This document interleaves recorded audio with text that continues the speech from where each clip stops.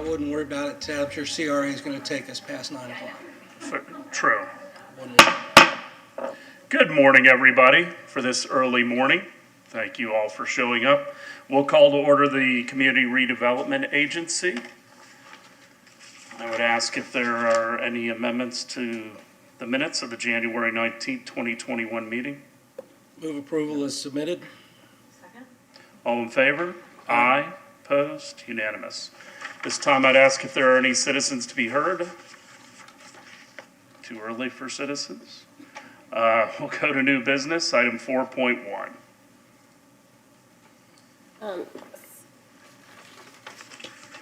Good morning, Amanda Thompson, CRA Director. Just want to thank our downtown groups for coming this morning.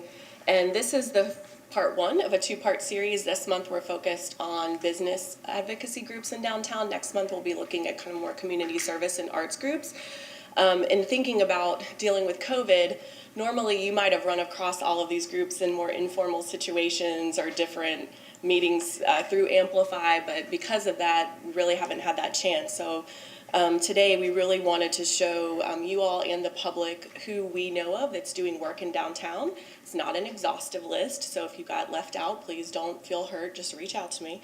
But we want to give you a little sampling. So you've gotten a one-pager. That's kind of the basic facts about each organization. What we're really hoping today in the comments and any questions you have, they've been asked to answer two questions. What role do they play in downtown revitalization now, and what role would they like to play in the future? Part of our strategic plan is making sure that we have new and different groups providing programming in downtown, and also building operational capacity is needed to help support overall revitalization goals. So as we're developing grant programs, the first step in that is really kind of surveying the environment. Who's out there? What are they doing now? So this is part of those efforts. So with that, I'll invite up Amanda Payne from Amplify Clearwater, and then each group will follow after.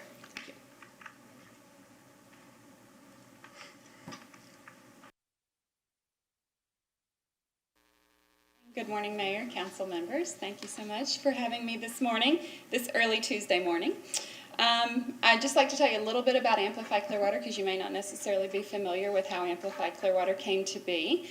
Amplify Clearwater is an organization born out of the unification of the Clearwater Regional Chamber and the Clearwater Beach Chamber. We had a group of business members come together in early 2019 and began to chart the course for unification of those two organizations, bringing together two organizations that needed to for a long period of time, that represented the collective business community, and we were born in October of 2019. So we've been building the mountain as we've been climbing it over the last 14 to 15 months, but it's been a lot of fun, and we've really embraced the opportunity to really grow and evolve in the community. So as far as our business with CRA in downtown, we do have a contract with CRA to bring events and to bring people to downtown.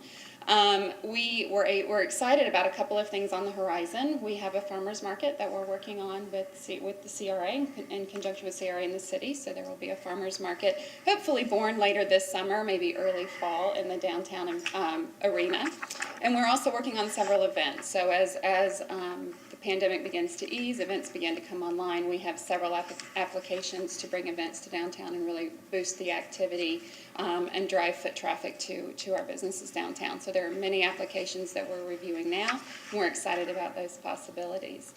Amplify Clearwater is really the convener of the business community. We bring the business community together. We represent the investors, the job creators, those that really have the vision and set the tone for our community and invest in our community. So as a future role that we could play in downtown, I think it's that. It's bringing together the business community, setting a vision for downtown and economic development, and kind of what that pace looks like and what that investment looks like.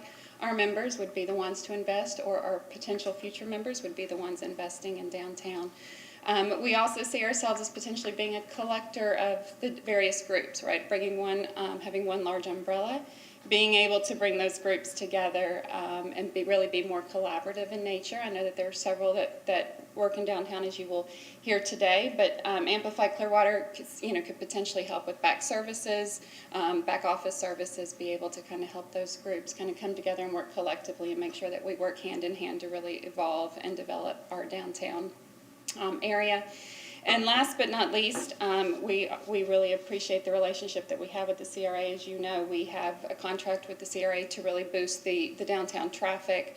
That was put in place right before the pandemic, so we've kind of been pacing ourselves, but we really appreciate the opportunity that we've had, and we appreciate the relationship that we have with the city and your support and belief in Amplify. So with that, if you have any questions. Any questions for Ms. Payne? I want to thank you for all the work you do, and obviously, it was great to see the two chambers come together. That was a long time in coming, and I think it's the right result, and certainly the right timing with the pandemic. So we look forward to continuing the partnership. Thank you. Thank you, Ms. Payne. Next up, we have the Downtown Merchants Association. Good morning, everybody. Scott Sousa, Downtown Clearwater Merchants Association. Obviously, once COVID happened this last year, things have thrown a curveball to everybody and changed everything that we did. But thanks to all of you up here for helping us with the street closures for downtown has helped keep many businesses alive downtown, because there are certainly businesses that would not have survived through the summer and the fall. Now we're starting to come into season and starting to feel a little different again. We're getting to see some tourists and some people from out of state that are sick of the cold and being cooped up inside. So our goal initially was, let's just keep these businesses open.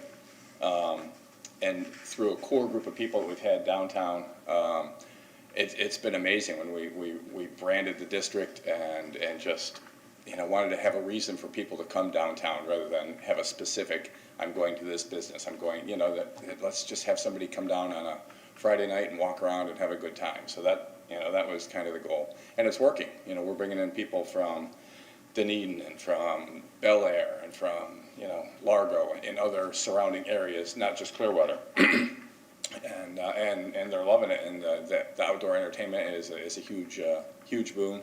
We want to continue that for sure. And Mr. Horn and Mr. Maxwell have been instrumental in helping. Hopefully we can get a vision to perhaps do this permanently down the road. We've also grown in a couple other directions. So the rebranding was just a marketing effort, just to put a positive spin on downtown. And we've been on every single news station in the area live, all with positive feedback. We've been on, Charlie Belcher's been here, we've been on Kelly, the Morning Blend. So we've certainly had more than our fair share of PR. I think more so than Armature Works and the Pier and Sparkman Wharf. I think we've really exceeded, I don't think we've exceeded what we thought we could do, but we've exceeded what we expected we probably would get done. We had this vision and it's certainly still growing. The next thing that we're actually, excuse me, it's too early in the morning, I guess, that we're morphing into now as we're growing is becoming part of the community. So we want charity to be, local charitable contributions to be a big part of what we do. So monthly we're doing a program to all the restaurants downtown are donating 10% of their sales to help a local charity. Education is the next step. We're working with the CDP on helping some of the small businesses downtown learn and grow. The first step is they're doing a seminar for the next round of PPP loans, because it's confusing, and so bringing in a banker and doing a Zoom class with the merchants to help understand and help them through the process with a banker. We want to continue that with marketing, with some of the small businesses just haven't, they're very small businesses, mom and pops that don't have the experience that some of the larger businesses that the Ruth Eckards and the Clear Skies have, some people that have marketing departments and able to do that. So we want to be able to help that. We want to also grow our footprint so that it's not just it's not just the 400 and 500 blocks of Cleveland Street. We want it to be the DDB footprint and beyond. And then also our partnership with the DDB has been amazing. So thank you everybody on the DDB for supporting our efforts through the music and through helping us with marketing funding. And I think it's working. I hope it's all for the betterment of downtown. The goal is to once Imagine is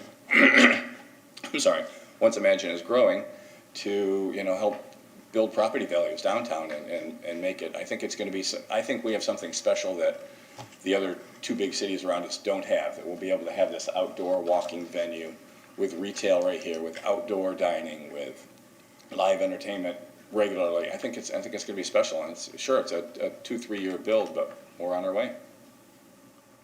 Thank you, Mr. Sousa. Any questions? Not yet. Not right now. Councilmember Bunker. Not a question, just wanted to say that I'm really impressed with what you folks have been able to do this past year and get some more life downtown. And I also just wanted to compliment you on that big mailer you make out for every month. I thought it was incredibly well designed, and I was happy to see all the details in there, including the benefit night where 10% of all the meals this month are going to the Clearwater Urban Leadership Coalition. Correct. And it's nice that you're picking out a group like that to get some funds to every month. Yep, and next month is Ruth Eckerd for some of they're struggling with raising funds for some of their children's programs. So that's, dental assistance is another one. So they're all local based groups that, right here in Clearwater. So I appreciate it. Thank you very much. Yeah, You've definitely made lemonade out of lemons and taken advantage of the street closings. I want to echo Councilmember Bunker's comments on the charitable giving. It's a tough time for businesses and individuals to give money to charities, but charities are in more need than ever. And for you all to do that, when I know some of the businesses are still on the margin, to be giving back to the community, I think is outstanding and something that we need to advertise so that everybody comes down and supports you, not only on those Thursday nights, but all month long. So. Yeah, thank you. So we feel it's important, and we've grown from just being a group of merchants to we really want this to be the community and people to have that feeling about it. And we couldn't do it without two people, Sheila Neisler and Mike Mastrasario. Without those two helping us all along the way, it'd be a tough road because we're all volunteers, and it's there's only so many hours in the day. Councilmember Beckman. I have a question about the digital, or the mailer. Is it a digital mailer, or can you explain the mailer and who it goes out to? It's a direct mail piece. I think we did 7 or 8 of them in the fall. We just did one this past month. They're fairly expensive, so we may be doing them once a month or so. And it is proven to be really very effective as far as having the calendar on it and what's going on. And so now we're actually experimenting with different markets. I think we got into a different area of Bel Air that we weren't before, and we have not done a couple of areas in Clearwater right here that we know people are. We can drop them off at condos and other places and without having to mail them. And then we're going to play with Dunedin as well, because people in Dunedin, I think, there's a big turn. We all used to look at Dunedin, right, and say, what are they doing? How is this working? Why are so many people down there? Dunedin's actually looking at us right now and going, how are they doing this? They're doing a great job, so let's get more of those people over here. It's a beautiful, glossy, 10 by 13 or so Yeah. mailer, but as you said, that's an expensive piece. Yes. So you target it to different parts of the city and other surrounding municipalities? Yeah, we started with zip codes, near downtown and close to it. And then we kind of branched out a little bit to, the different areas that we thought were our base clientele. So we've just bumped up a couple of zip codes around Bel Air that we hadn't hit before. Like I said, Dunedin's probably our next target as we're kind of working out. And then we don't want to do the same exact zip codes every time. We want to mix that up a little bit. What are those costing you, if I might ask? And it's a little over $3,000 a mailing, so not inexpensive. We're also playing with perhaps putting it as an insert in the biweekly newspapers that hit each of the communities too. Although our concern is that it won't be as visible. If it's in your mailbox, you got it in your hand, or if it's in a newspaper that maybe 50% of the people just toss it in the trash before they even, it's much less expensive than mailing it for sure, but we're getting our bang for our buck. Any other questions? Thank you for coming out this morning. Thanks for all your support. Thank you. Next, we have the Clearwater Downtown Partnership. Good morning, Mayor Hibbert, City Council, and City staff. Our newly elected chair, Janelle Branch, sends her regrets. Due to a last-minute personal matter, she will not be presenting to you this morning, and I will step in as vice chair. As you may, or some of you may be aware, the CDP is not a new organization, and we share our passion with other entities. However, we are truly unique, and what makes us unique is our membership, from captains of industry to professionals to retired residents. We reside and work throughout the whole city. We have representation from different races, ethnicities, age groups, socioeconomic backgrounds, to mention a few. But what unites us is our unwavering commitment to downtown. Now, obviously, COVID-19 affected us deeply, and it brought us to a screeching halt. We had to cancel or rethink some of our initiatives. But it also gave us an opportunity for deep self-reflection. And we reached out to other downtown partnerships. We participated in workshops where we answered questions such as, who are we? What do we want to accomplish? And how are we going to do that? We did, I believe, come out laser focused. It's very exciting. We now have a strategic plan. Very detailed strategic plan, which we will send to you in the next couple of weeks. But today I'd like to focus on answering the question that was brought to us by the CRA, which is, how do we see ourselves in the role in the revitalization efforts of downtown? And to really simplify it, they include but are not limited to three. The first being a supporting role. We would like to support and coordinate with other entities, provide our expertise and our resources, hopefully decreasing duplication and better outcomes. Second, education. We've already started that initiative. We are providing educational opportunities to our local merchants and small businesses. But we would like to expand that to the community as a whole. We believe that the community engagement is paramount to the success of downtown, and we want to play an active role in that. Last but not least, we recognize the great asset we have in downtown, and that is the tech industry. And we would like to build on that. We believe that downtown Clearwater is the perfect location, and we are ready to host Clearwater's first Tampa Bay Innovation Week, where we will invite keynote speakers, internationally known, that will draw great thought leaders, innovators, entrepreneurs. It will not simply be an event where we want bodies in downtown, but the return on investment will outlast the event itself. Like I said before, you will be receiving our strategic plan in the next couple of weeks, along with our projected budget. We are looking forward to your feedback, and in the meantime, if you have any questions, I'm more than happy to address them at this time. Questions? Unscathed, great. Complete report. We'll call it a complete report. Thank you. Thank you. Next, we have the Downtown Development Board.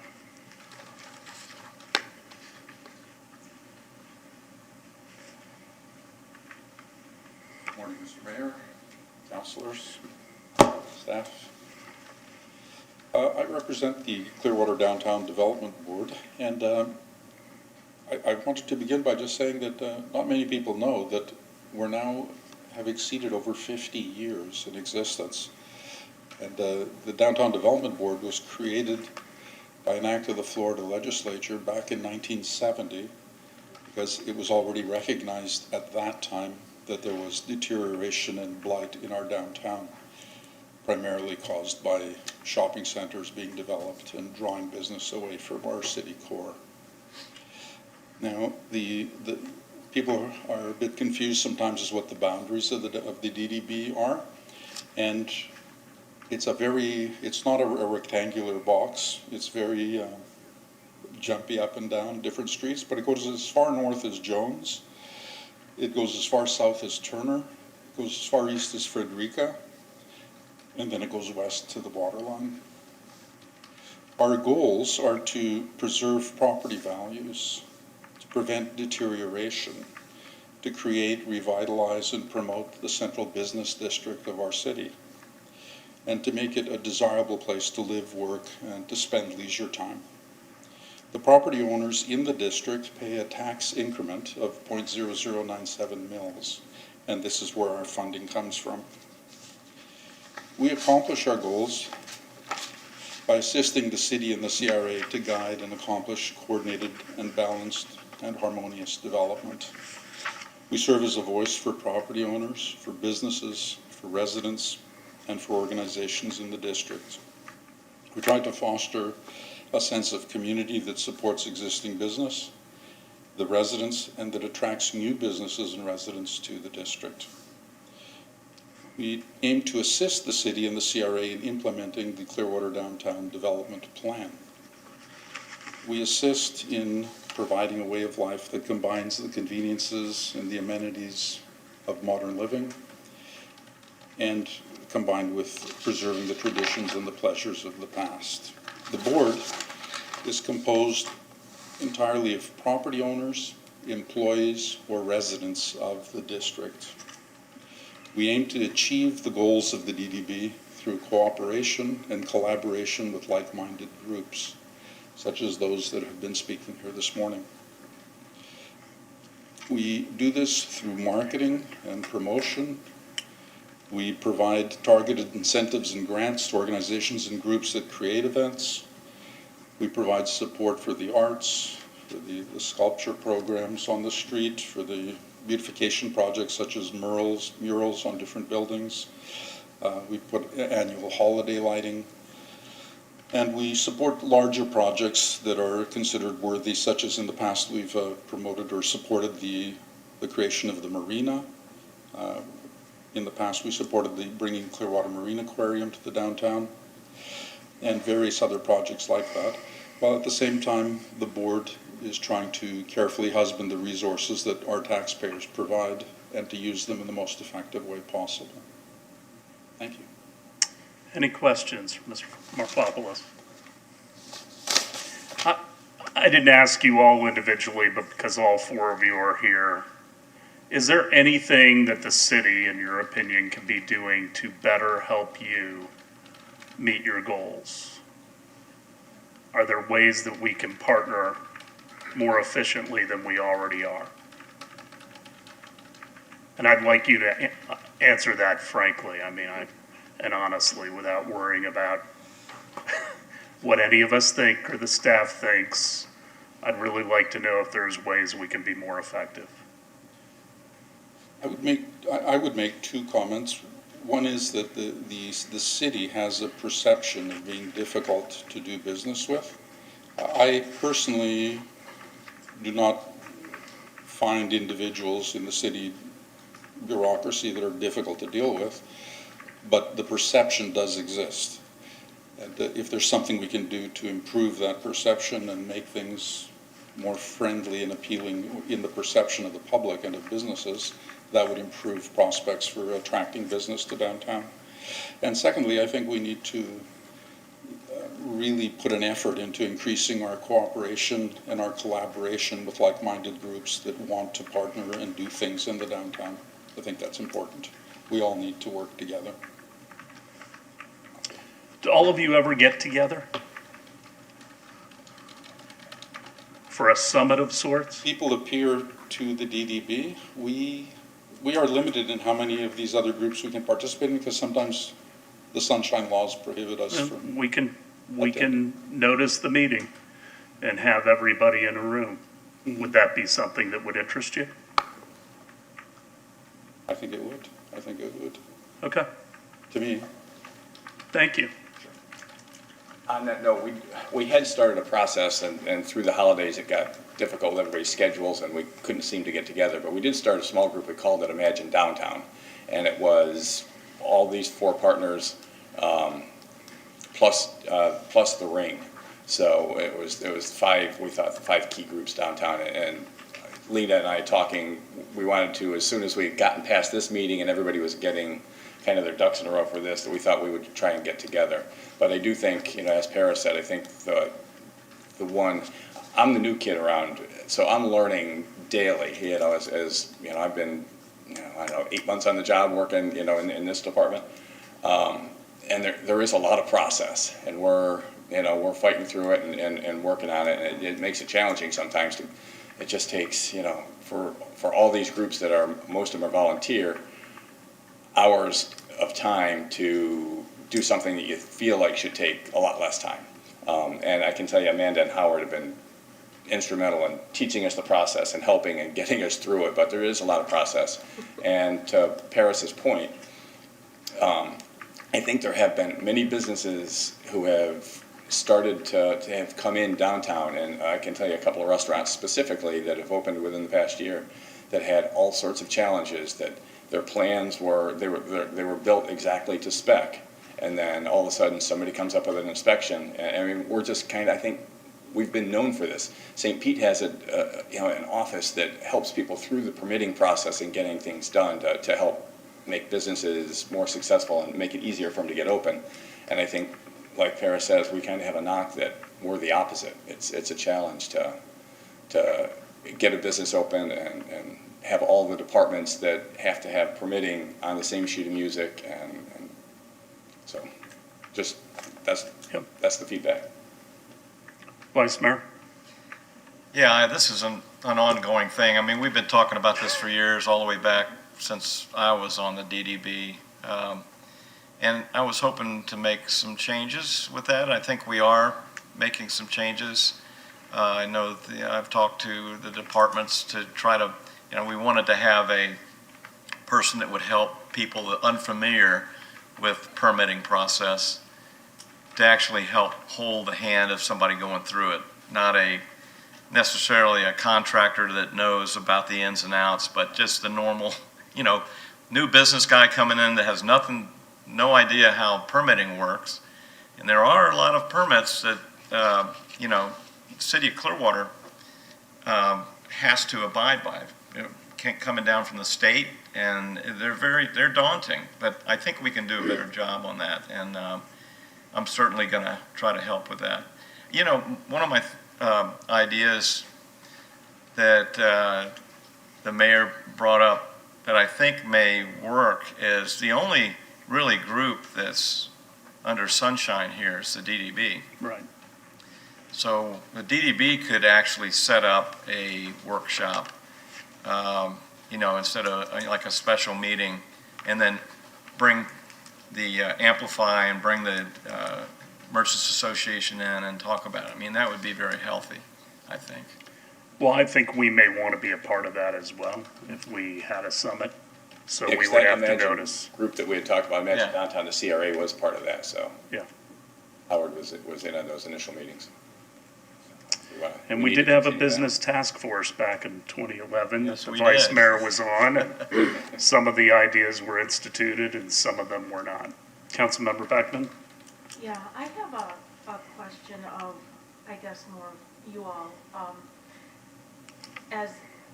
Is one of our goals to get residents engaged as much as we have businesses? So one of the things I'd like to see downtown, and I hear residents talk about, is a sense of ownership, that it's our downtown, that it's all residents downtown. And so things that I'm looking for is particular outreach to the people who live in Clearwater, aside from the CRA boundaries, and giving them a sense of identity and ownership of downtown.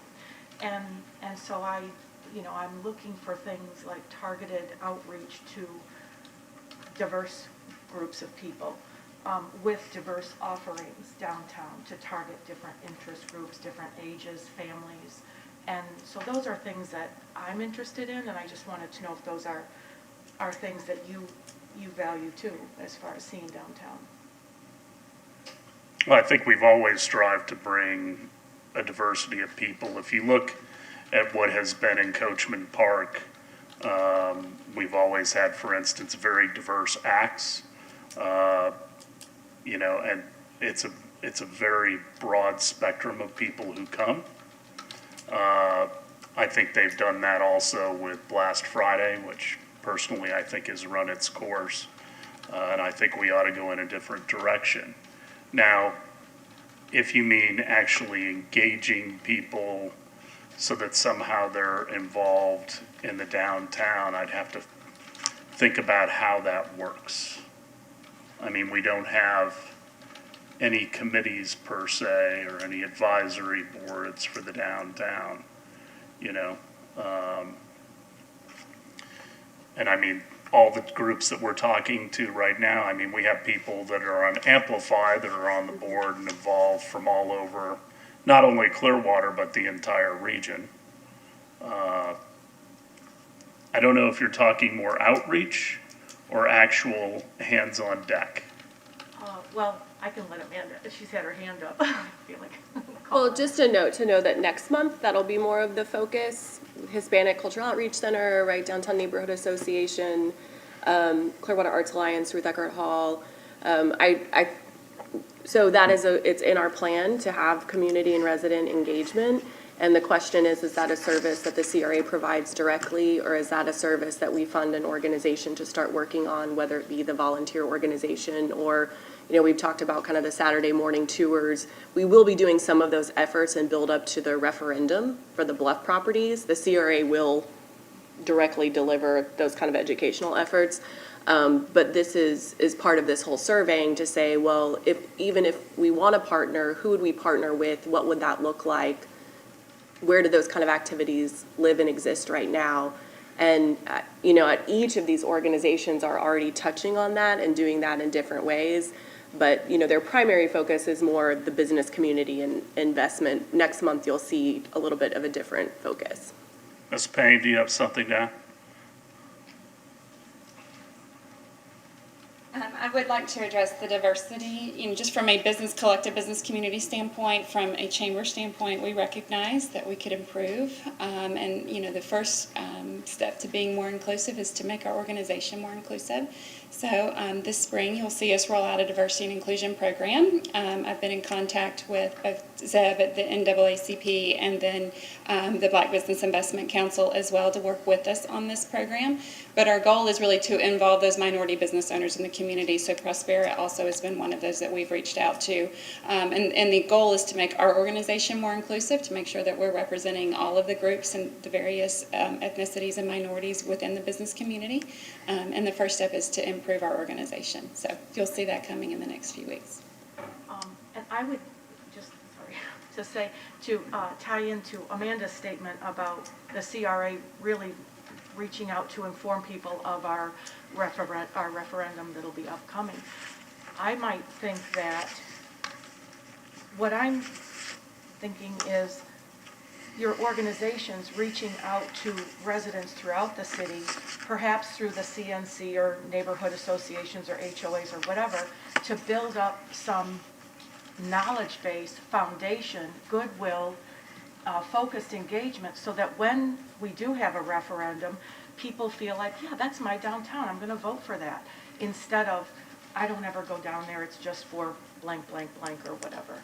And so you know, again, the outreach I have with residents is they don't feel like it's theirs if they don't live downtown. And I think that's a missed opportunity to really engage them. They want to be able to ride a bike downtown, ride through the path, come downtown and feel like they're invited, and welcomed, and yeah, and it's theirs. It's a sense of identity and community. I don't disagree with what you said, but I also think the best way to overcome that is for people to actually come downtown and experience what is going on. A lot of people just say, I'm not going to go down there. It doesn't, I don't go downtown. And, you know, if they come down and experience what's happening in downtown, I think a lot of perception can change very quickly. So we just need to make sure, we just need to we got to keep beating the drum just to get people to come downtown and give it a shot, because once you're down here and you see what it is, I think perception changes very quickly. I don't disagree, but, you know, it's been a challenge for years to get people. It will continue to be. And also, people also have their bubbles. Even before COVID, people had their bubbles that they kind of stay in, unfortunately. And unless you're adventurous and want to try something new, people don't do that. So we have to give them a reason to try it. I think once they do, they're going to see the diverse types of restaurants, the fact that it's a nice, authentic atmosphere. This is not some contrived, you know, look-alike downtown. This is an honest goodness downtown that's been here for, over 100 years. And we're trying to make it better, but if people want downtown to be different and better, they have to come and invest in it. And so I think we've always invited people to do that. And hopefully we're going to make some improvements that we're going to talk about later in the meeting. Mr. Horn, you have something to add? I just want to share a couple of things since we've got the organization heads here. We do follow up on business complaints. So if you hear something that is negative about how the city has reacted to a business and you want to know what our actual experience has been with that particular business owner or business, feel free to give us a call and we'll be happy to fill in some of the details that you may or may not have been told. It is very difficult at times to manage the expectations of business owners who are really trying to get things going, and they're facing a lot of challenges. So we do tend to be a scapegoat in terms of some of those complaints. That just goes with the business that we're in. We understand that, but I do believe that there is information we can provide you with to give you a more objective view of what's really happening out there.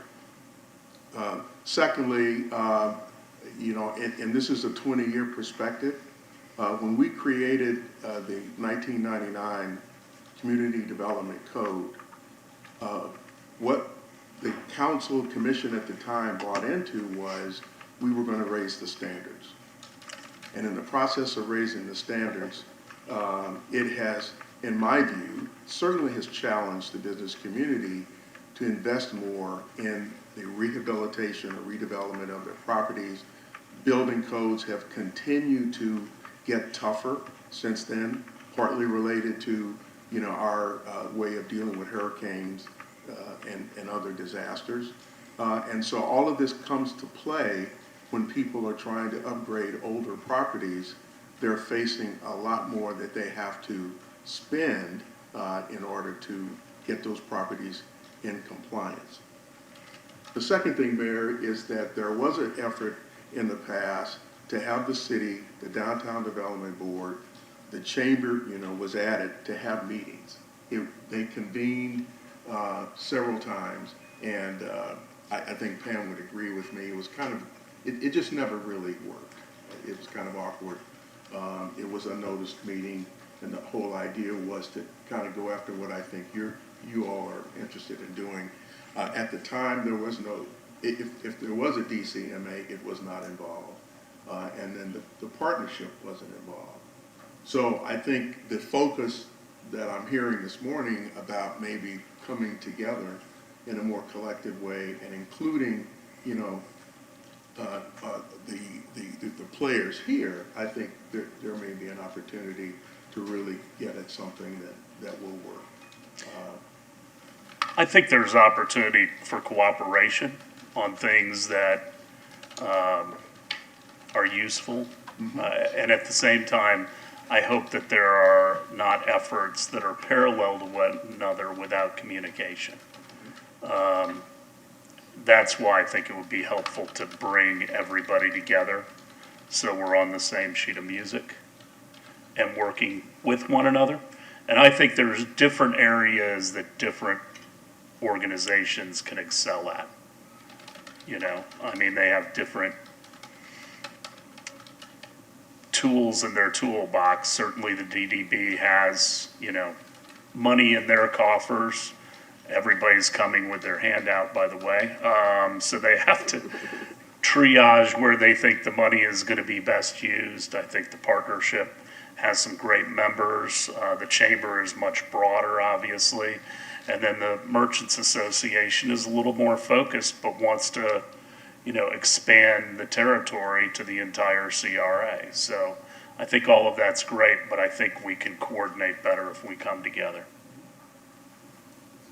Vice Mayor? Yeah, just to add to what you were saying, I can remember back, it wasn't really that long ago, we really didn't have a DCMA. It was struggling. We tried to put it together and it failed a couple of times. But we have a real strong DCMA right now, and they're making They're really making some changes. It's in downtown. The Clearwater Downtown Partnership, that hadn't been around in a long time. Those are the stakeholders of businesses downtown. So it's a great thing to get everybody together, because I agree, they can play off each other and play off each of the strengths of each organization to help each other. So I'd love to see that happen. All right, anything else for item 4.1? Thank you all for coming out this morning. I really do appreciate your time and your passion, and we continue to want to work together with you, so keep the lines of communication open. 4.2. Yes, Rosemary DeMore, our Public Relations and Programs Manager, is going to give you a brief overview, following up on your one-on-ones about the marketing work that the CRA will do this year, just so everyone, public, is all on the same page. What are we up to?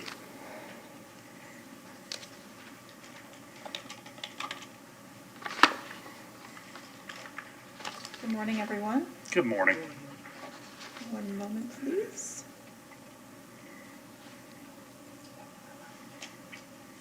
Good morning, everyone. Rosemary DeMore, PR Programs Manager for the CRA. And as Amanda said, you've seen some of this information before, but we're just providing you a quick update on the CRA's role in downtown and our editorial strategy, diving into some metrics and some successes that we're seeing, and then also outlining some current and future advertising and marketing initiatives. So I'm not sure if we can get the PowerPoint up on the screen for folks, but can you all see?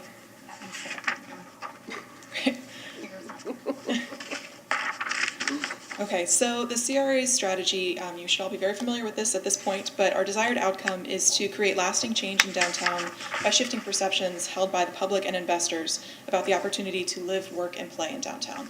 There's 3 ways that we're approaching that over the next 2 years. It's creating and sharing positive, authentic stories about downtown, increasing investor confidence, and then investing in placemaking and placekeeping. First of all, we need to understand the environment that we're in here. It's a challenging media environment in 2021.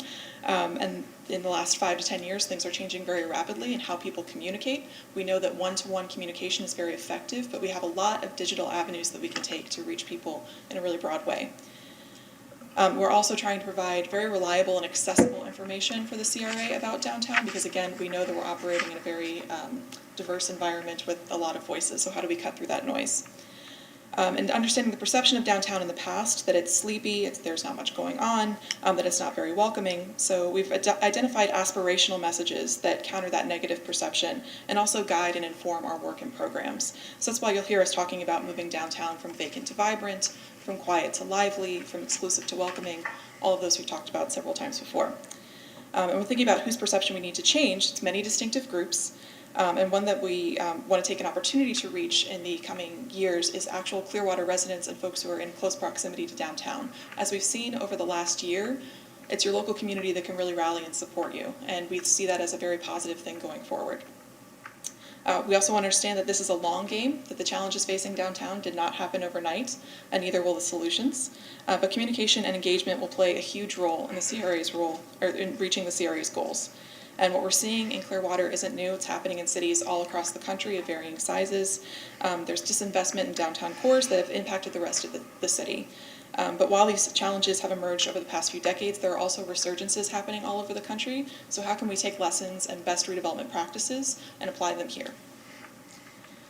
That long-term impact in PR terms is the brand and identity of your city, right? But it really goes to how people trust in and participate in your spaces. So think about the CRA's role in all of this. Our goals are to increase investment and attachment to and pride in place in downtown Clearwater.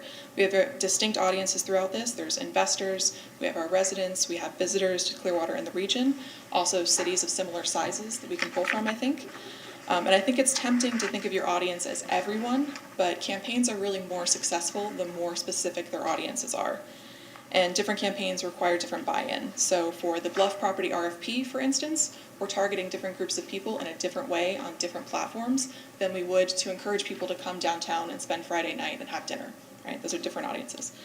Our programming and our messaging is tied together, and one cannot happen without the other.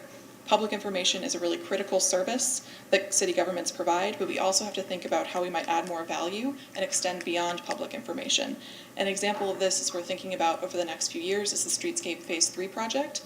Our messaging will not just be Cleveland Street is going to be closed from this time to this time, but we know that that's valuable public information, that it needs to happen, but how can we add more to get people to invest in and care about this project?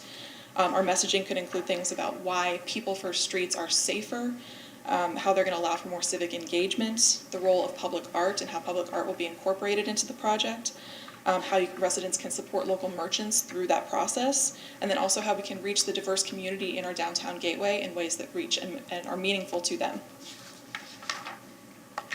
As we're thinking about messaging and how we get our news and content out there, there are lots of channels that we have at our disposal. We have our website at downtownclearwater.com, social media profiles on Instagram and Facebook, as well as the city's profiles, our email newsletter through MailChimp. There's traditional media, which is a great resource, advertising, both digital and print, and then also partners. And those can be other city departments, regional organizations like some of the folks who you just heard from this morning, other service contracts that we might have. And we've spent a lot of time developing an editorial strategy and messaging to help us shift these perceptions of downtown and align with the CRA's overall goals. And we know that this messaging and stories can really serve as an entry point for community engagement and conversation. So we see an opportunity to highlight downtown Clearwater's unique assets through content about business and merchant success stories, the inclusive and vibrant public spaces, and then the role of arts and culture in downtown revitalization. And when we talk about what we share, we mean a few things, right? There's milestones and things that are happening in downtown that we might not necessarily be directly involved in, but we want to share. An example of that would be Know Before, here headquartered in downtown, which reached unicorn status a few years ago. While that's not necessarily due to the CRA or something that we had direct involvement in, it's really positive news happening here. And as we're thinking about attracting talent to downtown, how we might build a startup ecosystem that's healthy and vibrant, this is a really great example of a success story in our community. Other milestones that might happen that we've seen over the past few years, new restaurants emerging in downtown, public space improvements, things like that.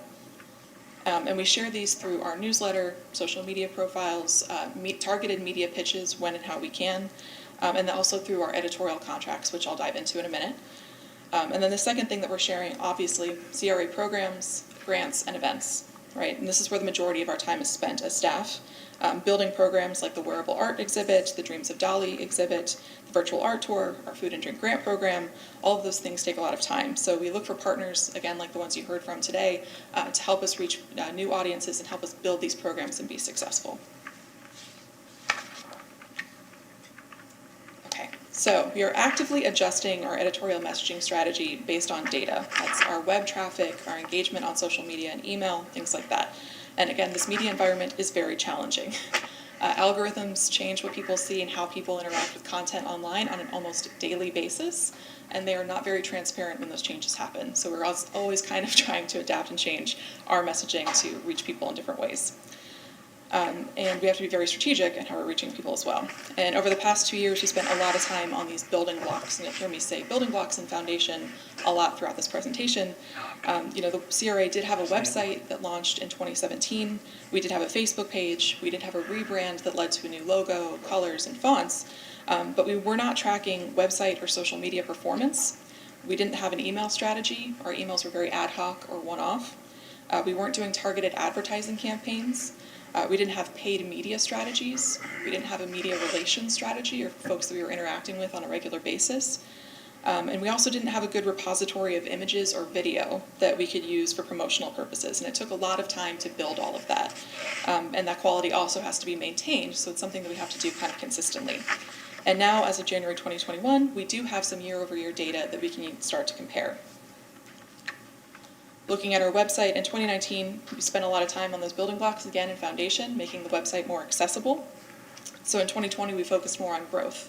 We've launched new initiatives like the Dine in Downtown program and the virtual art tour with the Clearwater Arts Alliance. And we're seeing some successes across the board on our digital platforms. Our website traffic, our page views are up 17% in 2020 versus 2019. We had just over 73,000 page views at downtownclearwater.com in 2020. And also the time on page, the amount of time people are spending on the site, poking around, looking for grants, looking for events, that is up 27% in 2020 over 2019 as well. People are spending about 2 minutes on our website poking through. And in terms of the success stories, I think the results are, you see some of them up here. Overwhelmingly, the Dine in Downtown program was our most visited page in 2020. And what we see from that is that we really hit the right people at the right time with the right kind of program. And it really spread itself. We did not spend any advertising dollars on this program. This was targeted media pitches and working with local partners. So to have that success without doing any paid dollars behind it, we're pretty proud of that, and we think that that's a good example of the kinds of programs that we could build in the future. Thinking about our email strategy. Email provides an opportunity to engage with an already engaged audience. While social media is a really valuable tool for folks, when people give you access to their email and their inbox, you're getting a little bit more of an intimate connection with them and a little bit more of engagement and actual dedication to your cause, if you will. So it's been interesting to see our growth over the past 2 years as we started to reach people on a more regular basis, and then also segment folks who have subscribed to us, so we're reaching them with content that they actually want to see, right? So folks who sign up for our movie nights for the holiday extravaganza, they're getting more content about events like that. Folks who are signing up for our arts information, they're getting content about that topic. So we've been able to really segment folks in ways that reach them. In 2019, because we started this strategy to reach people more regularly through a monthly newsletter, we saw a growth rate of over 15% in our subscribers. But in 2020, the growth rate was 95%. And this was due largely to 2 campaigns. The first, we did a revamped subscriber campaign on our website from January to March of 2020. And the second is the Dine in Downtown program, where we were able to convert folks who signed up just to receive vouchers into actual email subscribers, which is a pretty good accomplishment for us. And thinking through our media relations and advertising, over the past 2 years, we've begun tracking earned media. And earned media is publicity that's gained organically and not through paid content or paid advertising. We're tracking these press mentions through the city's contract with Meltwater, through Google Alerts and avenues like that. We do this for the CRA, we do this for the Downtown Development Board, and we do this for Downtown Clearwater in general, understanding what general messaging and content about downtown is being talked about online. And because we're operating in this fast-paced media environment, we have to be very flexible and creative about the content and how we get it out there. Earned media really is the most valuable metric that we have to see if perception is changing, but we can't always rely on earned media all of the time. And again, because we're dealing with a lot of information sources and a lot of news, we often have to do paid contracts as well as an opportunity to increase conversation about downtown and even positive messaging. So we have a few contracts that we use for we have a few contracts for content that we have shared with the city's economic development department. The first is Tampa Bay is Awesome. They have a yearly contract to produce social media content about downtown. This is used by the CRA and also as a resource for our institutions and entities in downtown as well. For instance, 12% of their time since October through April is dedicated just to promoting the district in the temporary road closure on Cleveland Street. And Tampa Bay is Awesome has over 1 million followers across a variety of social platforms, so we're excited to work with them. The second contract is with 83 Degrees Media, and they have a yearly contract to produce news content about downtown. That ranges in stories about public art to things about Imagine Clearwater. And while they have a story quota that they have to meet each year, they have complete editorial independence. So we are still pitching them stories they do still have to accept, but we're not telling them what to write or how to write it. We're just giving them the ideas. And we share these 2 contracts, as I mentioned, with economic development. My counterpart on that team, Audra Aha, is a really wonderful partner in this and has been very successful with them. So we want to combine efforts where appropriate and not duplicate efforts where we don't have to. Our goals often align with economic development's goals, so how can we be more strategic and reach people in interesting ways? And one thing that we were looking into at the beginning of 2020 was increasing event-based and influencer marketing. I think you can imagine where that went next because COVID hit and we stopped having events in 2020. But we were able to do a bit of it with UNation, which is an event marketing firm and online portal for Holiday Extravaganza in 2020. We saw our first ever TikTok video with Holiday Extravaganza, which was really fun. And it's something we'll pursue more when we can get back to doing regular in-person gatherings. Excuse me. All right, and finally, we've expanded our advertising opportunities and working with publications that help us reach our goals and folks that can provide us with hard data on who we're reaching. We're working more with entities like Creative Loafing, with UNation, as I mentioned, and groups that reach varied audiences, but we don't want to throw an advertisement out there just for advertising's sake, right? We have general advertising about town and then projects about downtown and project-specific advertising and marketing. One that we're working on currently is the Opportunity Zone in downtown. We produced a chapter on the city of Clearwater with Invest Tampa Bay, and we're working with them to do a podcast and webinar on the city's Opportunity Zone, as well as a digital marketing campaign. The Bluff property RFP, we're working with Dion Marketing for a 3-month digital campaign that targets nationwide developers through LinkedIn, Google Display, and then also select and targeted lists that we provide them through the Urban Land Institute and Planetizen. And then also, excuse me, Streetscape Phase 3.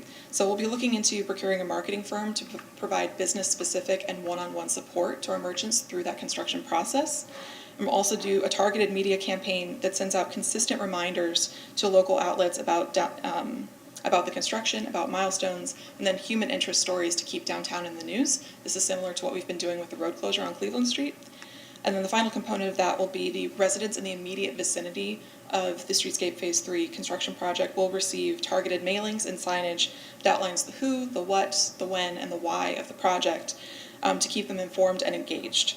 What we're hearing from our Gateway folks is that the people in their immediate vicinity are their most regular customers, so we want to make sure that we're really targeting and reaching them to keep them informed throughout the process.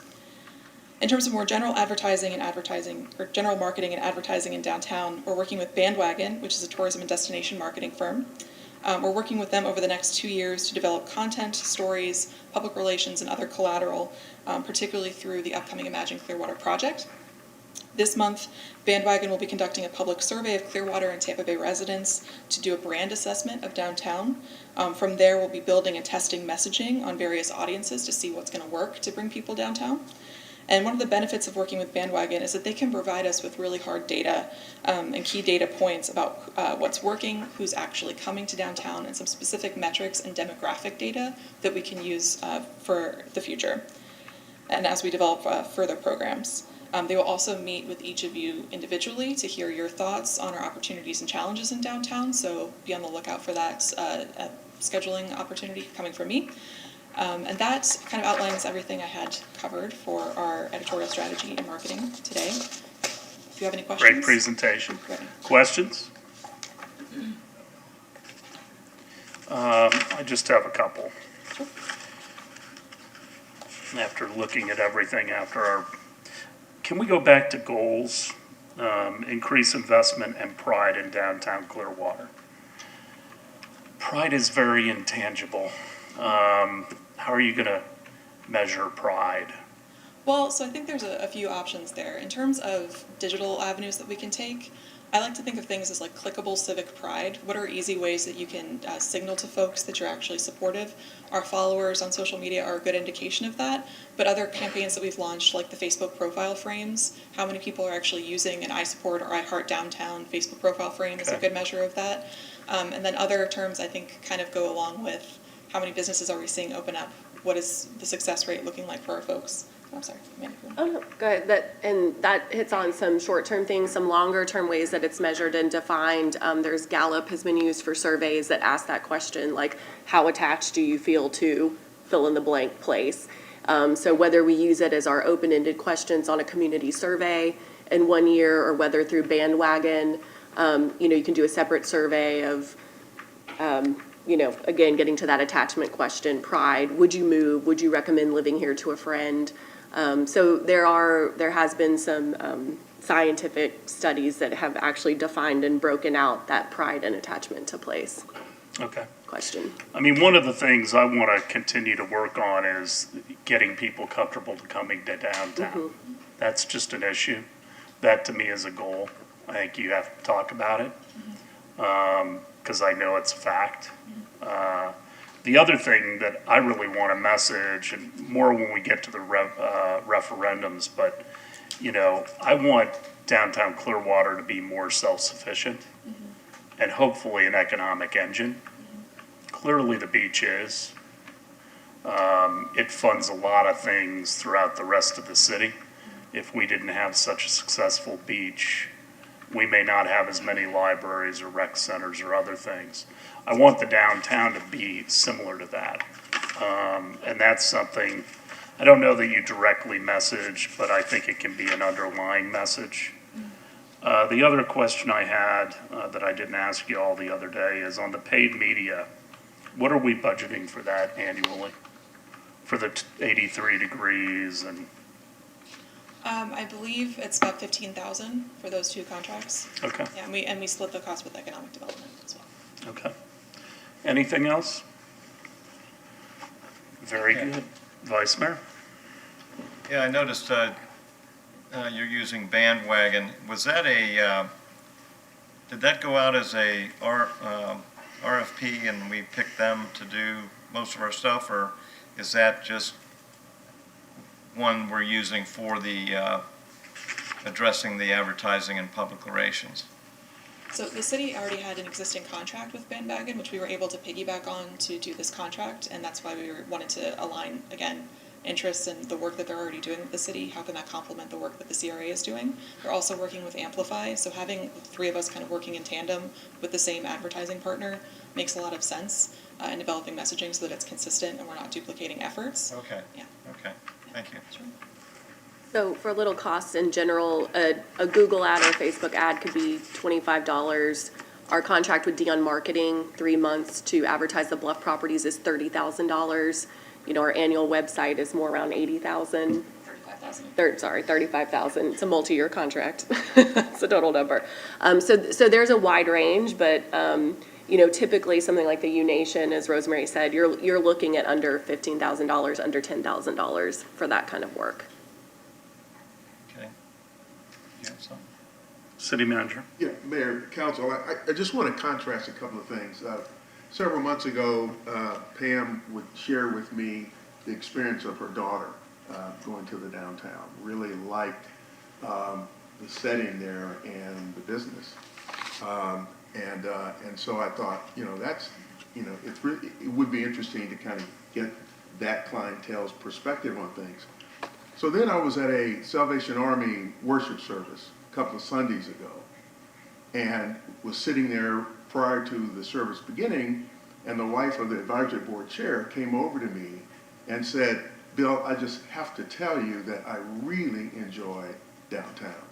Now, this was a senior, my peer, and quite frankly, it was all about her experience in the downtown. Now, so then I'm wondering, what would we learn by talking to such a diverse group about what causes them to want to come down to the downtown and they enjoy it? And sometimes we may kind of overthink this a little bit, but I just think if we had an opportunity to learn a little bit more, it falls kind of in the same category as when we have concerts. That whatever people's perception is about the downtown, it does not interfere with a decision to purchase a ticket to hear certain kinds of music. Now we're seeing some of this manifest itself as it relates to the dining experience. And of course, this is not, Capitol Theater's not even doing much. You know, so just imagine, you know, now you roll in Capitol Theater getting back to the normal stuff. I think there's a real opportunity if we could just kind of figure out how do we get at that feedback. Well, I'm a firm believer in doing a survey, because until you understand people's perceptions and thoughts, then you can't deliver the message you need to deliver. I mean, consumer product companies do it all the time. They want to know the perception of their product. And if the perception isn't what they want it to be, or they don't believe it's what the product is, then they change the way that they market to people. So, I mean, I think that's critically important, something we ought to consider spending money on. The other thing that I'd really like to do at some point, because I know staff has mixed feelings about leaving the road closed after COVID-19 has ceased. But I have to tell you, I've gotten rave reviews about having it closed. And, it is independent, frankly, of COVID-19. And I know there's examples of pedestrian, areas being opened and roads being closed. But I would like a report at some point in the not too distant future about the pros and cons.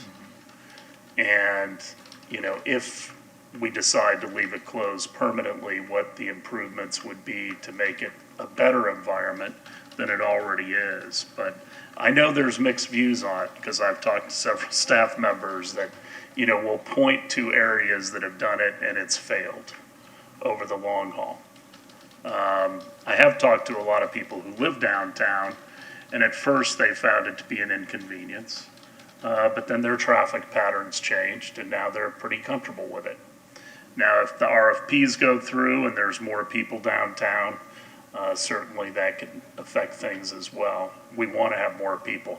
That's a good problem to have. I look forward to that problem.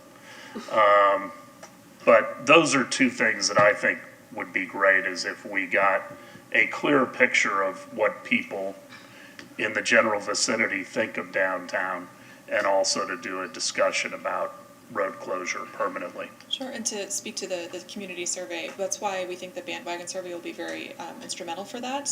A lot of the evidence that we have on people's perception is very anecdotal, right? A lot of conversations that we've had with folks. So this will give us some statistically sound data that we can point to, and that will help kind of support any future programming or grants that we'd be doing in downtown, or initiatives like extending the road closure.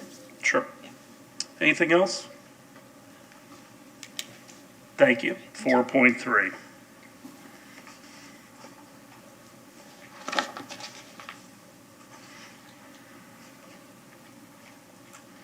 Thank you. And as hard as it is to get up earlier and be, cognizant, I do appreciate all the time and discussion on these issues, because we really do need your direction. Today, bringing forward 3 proposed grant programs. These are still in very preliminary stages, because we're looking for policy direction and guidance today on a couple different issues. These are our focus areas, and these programs are really speaking to increasing investor confidence. So really honing down and how do we reduce visual blight, right? Just the general ugliness and neglect of certain properties, and then how can we start to chip away at the vacancy issue. And this is really just for commercial properties right now. So not saying that there's not an issue with residential, but our primary focus right now is commercial properties. You'll recall from our objectives, we want to attract $50 million, possibly more, of private investment, and then reduce the number of ground floor vacant commercial buildings by 10%. On Friday, I got an initial assessment from codes enforcement to doing a survey, and we found that we have 57 properties that are 57 commercial buildings, right, ground floor, that are vacant throughout the entire CRA. 2 of those are owned by the CRA, which is our 115 warehouse and the Franklin Street warehouse. So just full disclosure, we own 2 of those. What percentage is that, do we know? I do not know, but I will have that for you. Okay. We just have the count now. I don't have the total. We have over 1,000 parcels. That's obviously not the right number to compare for this. But when we look at that 10% goal, if we just look at the 57 or even reduce it to 55, then we're looking at between 6 and 7 properties that we would want to go from vacant to filled over a 2-year period. And also another objective is just improving the appearance of these blighted properties. So again, reminder on what causes persistent vacancy, and these aren't just things that I learned in grad school or made up, right? This is in-depth research in our community, as well as others. And our programs today are really focused on these 2 highlighted areas. Most vacant buildings need significant renovation or build out to be utilized again, especially if someone wants to utilize them for a restaurant. And a lender is not going to be typically willing to finance to the amount of money that a tenant or a property owner might need, because our market is not showing the lease rates that it needs to show in order to pay back that amount. So we're going to need some kind of partnership, right, with a public entity in order to close that financing gap. So for each one here, I'm going to show 2 photos of examples and then give a brief outline of the program meant to address these examples. And then I'm happy to go through the question slide, grant by grant, or we can wait until the end. That's really up to you. Let's go ahead and wait till the end. Okay. So the first, well, to back up a little bit, in 2018, when I joined, we had what was called an anchor tenant incentive program. Pretty broad, and it said we want to attract the one perfect destination restaurant. We want to be able to provide them a lot of money to a tenant, and it's going to be this one restaurant that's going to be magic and turn everything around. And we had a really, really hard time attracting that magical restaurant. No applications were fully submitted, so we went back to the drawing board, talked to owners, talked to tenants. Talked to real estate brokers, looked at our demographics, came up with a different program, the food and drink program. It had a tenant component and it had a property owner component. Where we netted out with that is that 9 sites became grantees. The grants ranged from $45,000 to $250,000. The total spend, the total investment for that program was $3.9 million. So 9 sites, total money spent for build out $3.9 million. CRA funds were $1.2 million. The private investment was $2.7 million. And that resulted in what you see today, which is Clear Sky, Tequilas, Roxy's, Black Brick, Pour Yours, Vector Bar and Arcade has closed, and then the 3 Nolan sites.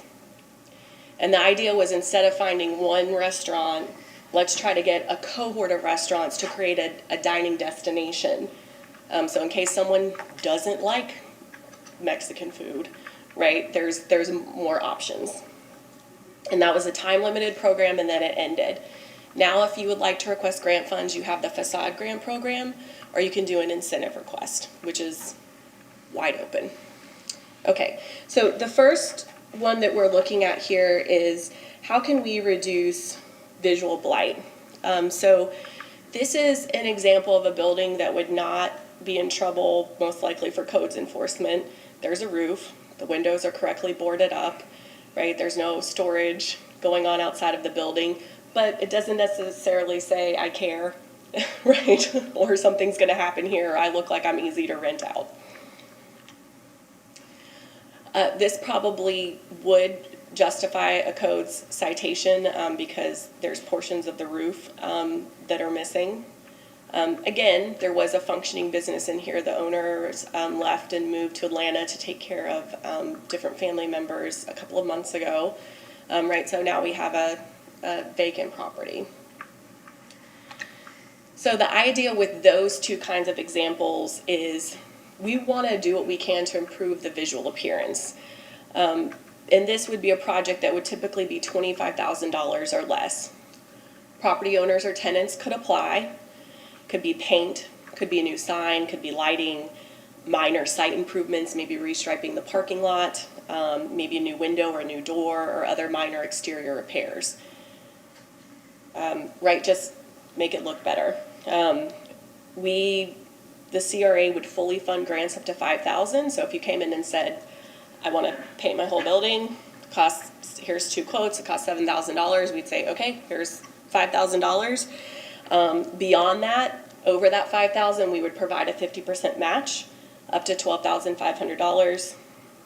And then a goal for this right now would be, in 1 year, we'd like to get 20 properties in a year done that would do this kind of basic visual improvement.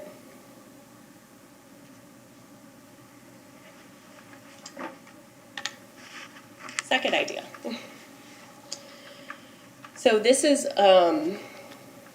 resolving the issue of, you've been a vacant space, you have some basic infrastructure in there, you are retail or maybe a very simple restaurant, which is the case with these 2. You've got a former gallery space there in the center, and then you have the Cleveland Street Cafe, which was an Italian restaurant.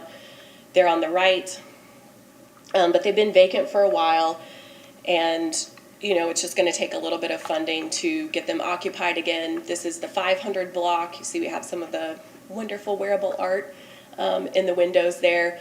This building's been vacant for longer than the previous one that I showed. You have some more serious maintenance issues with the roof, some issues with the fascia along the bottom of the building needing to be repaired.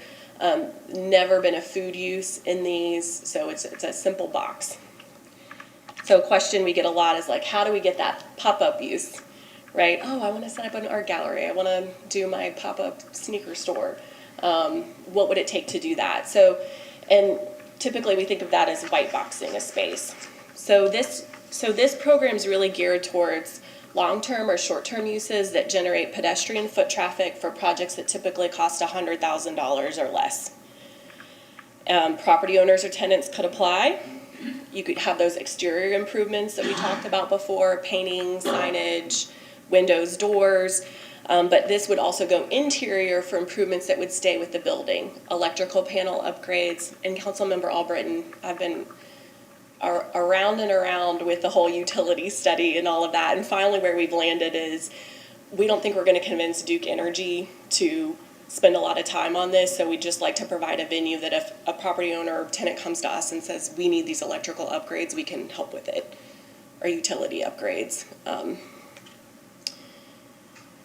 Basic HVAC, right, ADA restrooms, fire code improvements. We would fully fund grants up to $25,000 and then a 50% match up to a maximum of $50,000. And in this category, we would look to cover 6 properties at the full amount in a year. And then lastly, and this is geared towards the more persistent vacancy, more expensive problems. This property's been neglected for decades, and really just needs everything, other than the walls, right? In this case, there was a Dunkin' Donuts in the bottom, which again is not a full-service restaurant. This property did receive a facade grant several years ago to make major improvements, but it's been sitting empty. It's gonna have there's water on the roof. I look at it every day, out of my window. This building will need some serious work to get a tenant in it. So this one, we're really looking for longer term pedestrian generating uses and projects that are typically going to exceed $500,000 in cost to renovate, to bring up to code, improvements to the building. We tie this to property owners only, not tenants. And I will, caveat here that I'm looking for general direction today. We still haven't gone through the nitty-gritty with legal and what's going to be required to secure the funds. Exterior eligible improvements, same, painting, signage, lighting, doors, windows. Interior, same as the previous white box program, it's just the amount of money is larger. And for this, we would want a 50% match, no matter what, up to $250,000. And this one, we would look to cover 2 properties in 1 year at the full grant amount. So with that, I'm happy to go back and forth. Questions for Ms. Thompson? Councilmember Bunker. I love the sound of the smaller projects. When we come to the $500,000 projects, I'm concerned that there are businesses that were bought since 2017 at 2, 3, or 4 times the value, the assessed value. I hate to see us putting a ton of money into a building like that. Where if they have the money to buy it, they shouldn't need our help to fix it up. Mm-hmm. Yeah, I mean, this is a policy decision. What I can say is, the trade-off is obviously for smaller projects, we can do a lot more. What I proposed right here is $1,050,000 for a 1-year budget for what you've looked at. Right now, I have 2 pending requests. I have a request for a grant to a tenant, a current restaurant in downtown that wants to turn the former Gala's ice cream space into a cafe. They estimate their cost to do that is going to be $200,000. A lot of that is the hood. They want the CRA to provide them with $120,000. They have not reached out to try and get private financing yet.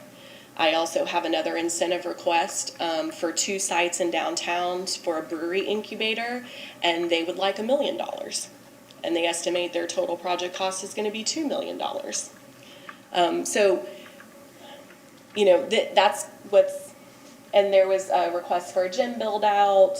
You know, we get different requests. So I think this is really, if there are persistent sites, you know, if you look on here, it's like we can prioritize sites, right? You can prioritize different amounts. Do we want more visual appearance spread across more properties, or do you want to hone in on 1 or 2 and really build them out, you know, in key areas? One thing I will say is once we get over that $250,000 number in grant funds, especially for a restaurant, I would want to bring in a third party to vet their business plan. I do not know anything about running restaurants, and I do not feel like I'm qualified to look at that business plan and say, you're going to make it or you're going to go out of business in 6 months. And I do think after a certain amount of money, we do need to bring in that expertise to make sure if we're going to be that much of an equity partner, you know, we got to make sure it's a good use of public tax dollars. Vice Mayor? Yeah, I think that's a good idea, on bringing in a third party. You know, 500,000 sounds like a lot of money. I remember back, we used to give grants for 50,000 because that's all we had, to try to attract businesses. And 50,000 in the scheme of things doesn't even do much in a kitchen build out. So we really didn't get any take-ups on it, you know. So I think we're going to have to, my opinion is that we're probably going to have to up the ante a little bit if we really want to do some fix-up on some of the buildings that need it. But if we're going to be, like you say, an equity partner and that much in it, then I think I'd want to know really a little more about the business plan. Councilmember Hamilton? Well, I agree with that. When I look at this, I'm more interested, or I lean towards being more interested in money going to potential or to the actual tenant and operator of the space. Just putting money into a building so the property owner might have a better opportunity to find a tenant. I'd rather know that the money we're putting into it is actually going to put life into that space. And, you know, being able to vet the business itself and the viability of it, I think is important. But I'm really more interested in seeing life in that space from the money we provide and the assistance we provide.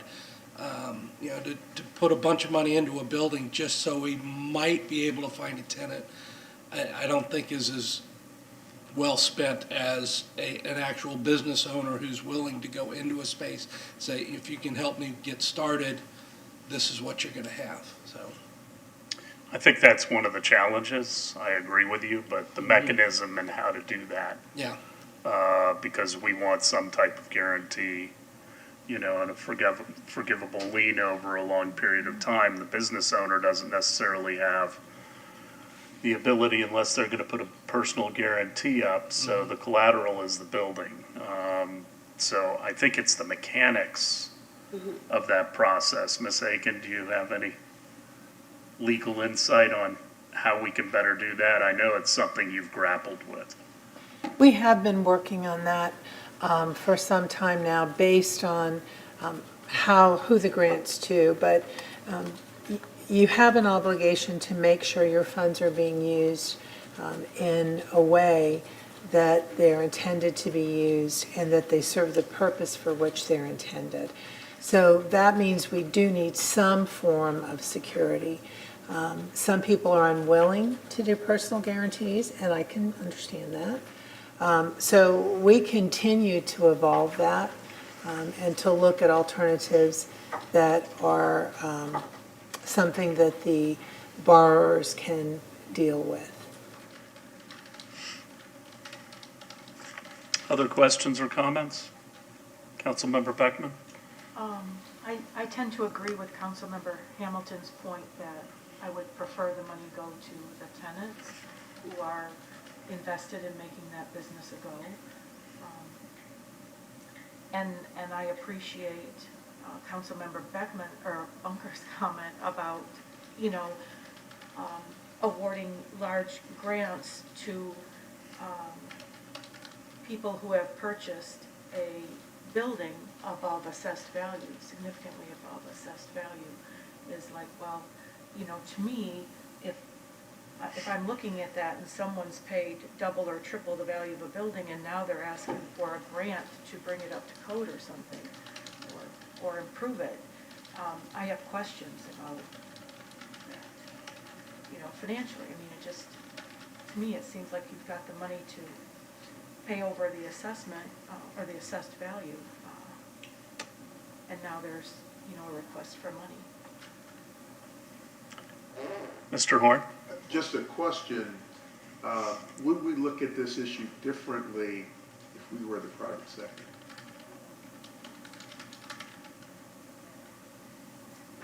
What do you mean, like if we were giving grants out? We do tend to be concerned about what Pam talked about, being able to assure that the money is being used as intended, those kinds of accountability issues.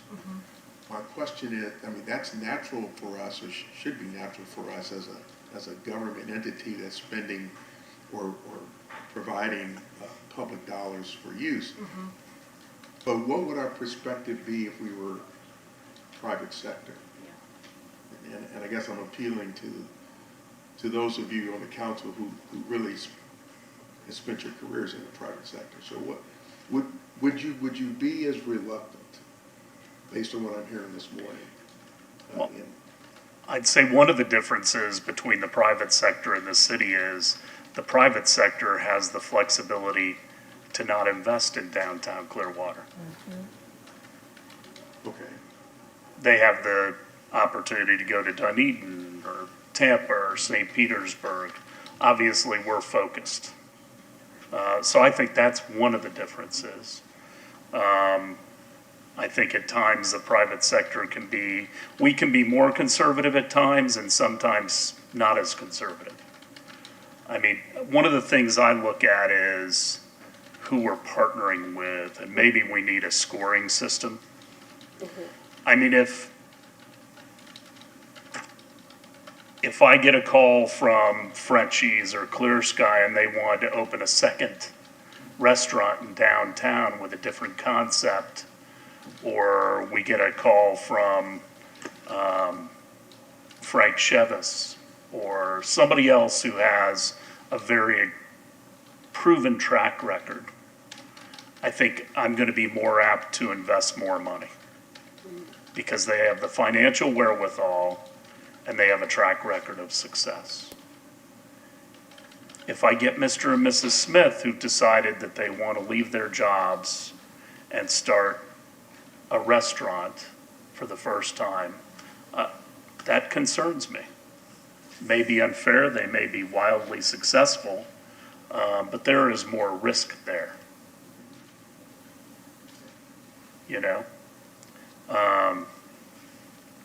I'm fine with your plan. So I know you want guidance today. I'm fine with the plan. I've got a few questions. First of all, how are we communicating to the private sector that these grants are available? Well, once they are actually available, then, we'll be putting it out through all of those, 6 channels that Rosemary reviewed in her presentation. And we'll set up time. We already have a monthly call with Howard that anyone can come in, read and learn about grant programs, but we'll do press releases. We'll have it in our e-newsletter. We'll have it on our social media. We can consider direct mailing again to property owners if we think that'd be effective. And then have we talked to businesses about this plan and said, is this the right tool? Is this what you want? Yes, so Howard Smith, on my staff, he has met with every single tenant and business owner throughout the CRA. So Howard's main focus has been this, the beautification grant. Right, so this we know is something that would be helpful to them, and especially to those tenants of the very small businesses, especially in the downtown gateway. The white box and the vacancy one, those conversations, I've had more of those based on the food and drink grant experience and based on recent, conversations in the past year, and then also the kinds of incentive requests that we are getting. And so one thing, the food and drink program was very defined, right? This is the amount of money, these are the eligible improvements. As we got through that, the incentive, it's really broad. People really respond better to parameters. They want to know, how much money can I get? And they don't like it when you're like, well, could be this much, depends on your plan, like there's a lot of moving parts. So where before I felt like we were in a space where we needed to collect a lot of more information and see what was going on out there, I feel like we've now seen enough grant requests, we've issued enough grants, we've had enough conversations that I believe these are reasonable parameters for us to not be the sole. We can be the sole investor for some minor things that are low risk, that's reimbursement. Did you paint your building or not? That's easy. As we get into those higher amounts of money, we should not be the only equity partner, in my opinion. There has got to be other people bringing money to the table, or they're not showing us that they believe success is possible. So I think we do need to be more generous, and we are, than other places and other grant programs. We are offering more money, but I know it's expensive. But this is also balanced against, county money can be used for some of this, the county TIF money, but this is mostly city TIF. And every dollar that we spend on this is dollars that we're not spending on long-term art exhibitions that bring people to downtown. And while I love restaurants and they're very motivating, it's not the same as a bigger public space initiative like Imagine Clearwater or an art exhibition that you can do a lot of programming around over a year to bring people back again and again. So there is a trade-off, but we know that reducing blight and reducing vacancy is critical. This is a path to do that. So you bring up a good point with the county TIF is mainly for capital. Right, and it can work for facade grants, so we'll have to, as we get into the details, we'll see what county TIF money could be used outside of the facade program for these similar improvements, but this will be mostly city TIF. Should some of the Duke improvements be county TIF money? Those should be oriented? eligible. I need to verify, but they should be, because it's Is that infrastructure. something we should be doing to lay the groundwork? I think that's where we're back to. It's just kind of tricky where, It's chicken and the egg. yeah. I mean, for us right now, I think it's gonna be more effective to be tenant or property owner driven for that request versus let's get together with Duke and put in a whole new, electrical system. So my last issue is just flexibility.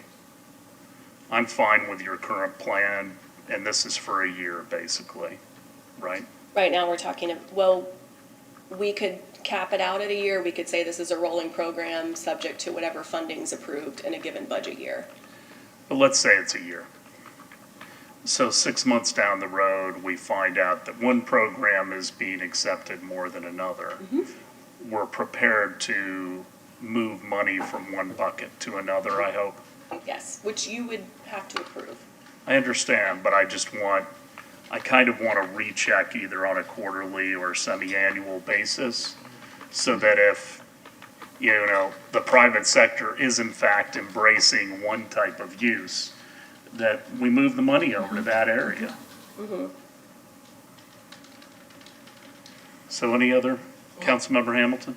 I agree with you, because for me, this has always become, we talk about, we've got this money to do this and this. I'm more interested in people, I'm more interested in an agenda item being, this is a potential potential business, do we or do we not say, give me a chance to say yes or no. I want those chances to say yes or no, not just lay out a plan. I want the plan to be attractive enough. And I think this is, I want the plan to be attractive enough to bring people in front of us for us to say yes or no. We want this. We think this is a good use of the funds we have, so. Anything else? Yeah. Councilmember Beckman? I just have a learning question to help me understand, like legally and things like that. So if we had someone like Google or Microsoft or Amazon that came in and wanted to take advantage of these grants, right? Obviously, they don't need our grants, but there's no legal avenue we would say, no, you're not going to have our precious TIF money, and you check all the boxes, and so you'll get the grants. Is that correct? If you want us to figure out setting some kind of income cap or something like that, we can certainly do that. But, I mean, hypothetically, an Amazon or a Google coming in, we're going to invest a little bit of money for a company like that that is probably going to provide numerous Yeah. jobs and things of that nature. I don't think any of us would have any hesitation to say, yes, let's do it. Right. But I just meant more of the financial stability of the person, entity, business, whatever, that's going to apply for these grants.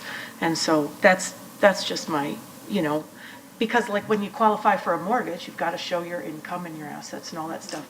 When somebody's going to apply for these grants, do we get a good picture of their value, what their financial value or stability is as they ask for our precious funds here? Our aim has been a little different. I mean, our aim has been super focused on the cost of build out, right? So when someone through food and drink, they come and say like, the Nolan, for example, right? And there are things we want to know, do you have good estimates for what it costs to build out this project? Have you secured financing to pay for your portion of the build out? We do not know how many complexes they own, because that's our interest is very, very targeted for a specific purpose. And that's always going to be a balance between what are we trying to achieve and how complicated do we want this process to be? How much do we need to know to feel comfortable in the very specific purpose? So when you look at this beautification grant, if a hair salon comes in from the downtown gateway and they say, we want a new sign so we're more visible and we want to paint this building, our property owner's not going to do anything, here's our estimates, are we going to go through the process of like, well, how long have you been in business and how long will you stay in business? And I think my intention with this is get to an amount of money that we feel comfortable that if they get a new sign, the business looks better, even if that tenant goes out of business in 6 months or a year, we're okay with the amount of money that we spent to make it look better. I'm fine with that. There's a residual benefit from something like that. It's the bigger grants that I think we ought to do some ranking and research. Like I said, if it's a Frenchie's, a Baystar that has a proven track record, I'm going to be more apt to invest a larger amount of money. And I mean, if you had to compare it to, Right.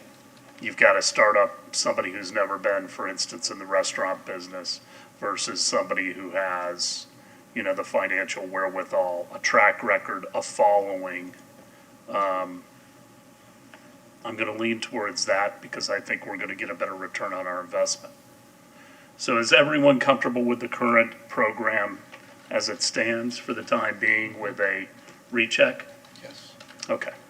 Okay, then we'll be coming back next month with the official, all the details, asking for adoption, and then there'll be various levels of staff approval versus items that would come back to you for approval. Okay. Do you have anything else for the director's report, or are we? I do not. Thank you Okay. for your time. Very good. We will adjourn the CRA. I'm going to call to order the work session. We're going to do the service awards so we can let all these good folks get to working. So, item 2.1.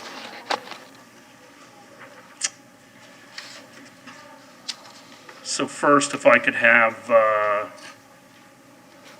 Chauncey Swinton from engineering come forward for 5 years of service.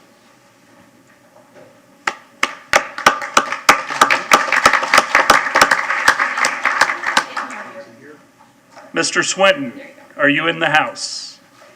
Please come forward. Congratulations on 5 years of service.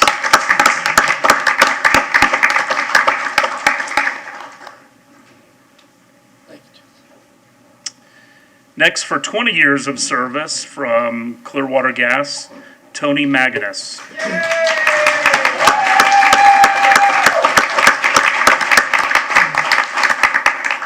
Tony started his career with Clearwater Gas System in February 2001 as an accounting clerk in the warehouse division. His primary duties were ordering inventory and fulfilling material requests to support our daily work in the field. In February 2003, Tony was promoted to warehouse supervisor, where he was responsible for inventory control and all personnel in the warehouse department. Tony was promoted to gas program specialist in 2008, where he continued to supervise the warehouse. In addition, took over supervision of the meter shop. In 2018, Tony was promoted to gas program coordinator, in charge of all customer service representatives, dispatch, and warehouse functions. In 2019, Tony was promoted to gas operations superintendent, where he currently manages all retail operations, which include installation, service, and repair, propane sections. He also works closely with Clearwater Gas System sales section to ensure all new sales installation jobs go smoothly. Tony has industry certifications in meter measurement and holds a state of Florida 601 propane license. In addition, he's actively involved in community programs such as Paint Your Heart Out, Lunch Pals, and member of the Diversity and Inclusion Board for HVA. Tony has also served as a city campaign chairperson for the United Way and has been active for his entire career with the city. He was the 2004 City of Clearwater Employee of the Year and participated in Leadership Pinellas in 2020. Over the last 20 years, Tony has shown true dedication for all his work and leading by example, while always putting forth the needed efforts to get the job done and praising the work of his coworkers. Tony quickly responds to all requests for assistance from citizens, customers, fellow employees, or outside agencies while ensuring the Clearwater Gas System requirements are safely met. It is my pleasure to recognize Tony Maginnis for his 20 years of outstanding and devoted service to the city of Clearwater, its citizens, and the customers of the Clearwater Gas System. Tony Maginnis. Congratulations, Tony, and thank you for all you do outside of just your job. Next, if I could have M. Terry Malcolm Smith from the Economic Development Department come forward for 20 years of service.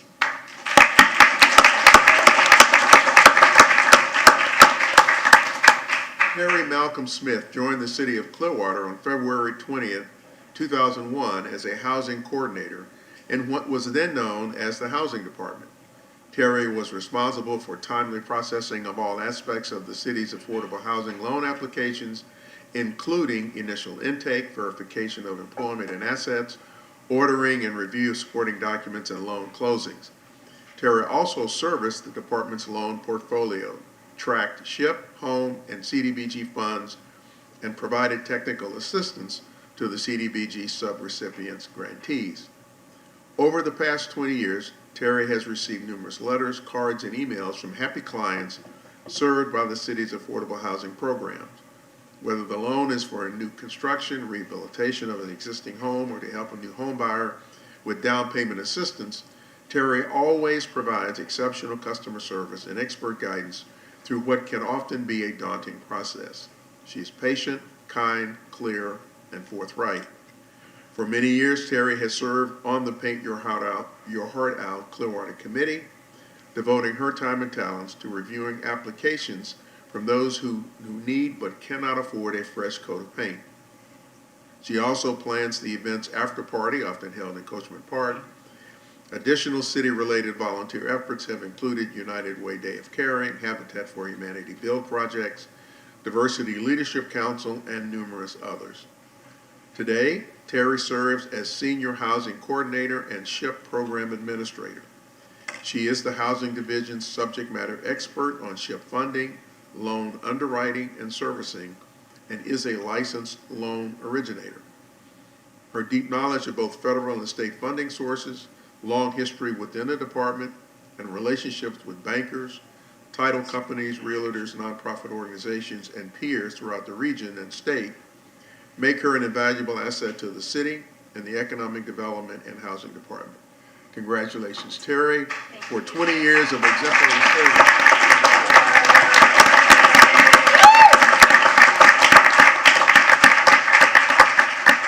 Next, for 25 years of service, if I could have Tim Chaplinsky from Parks and Rec.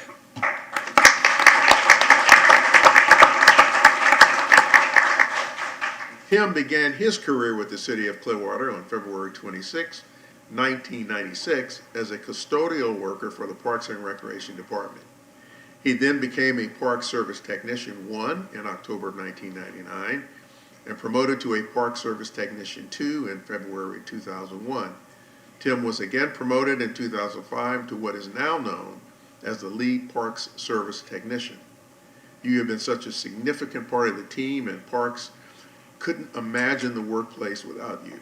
From your historic workings of Parks, you are an invaluable asset to the City of Clearwater Parks Department.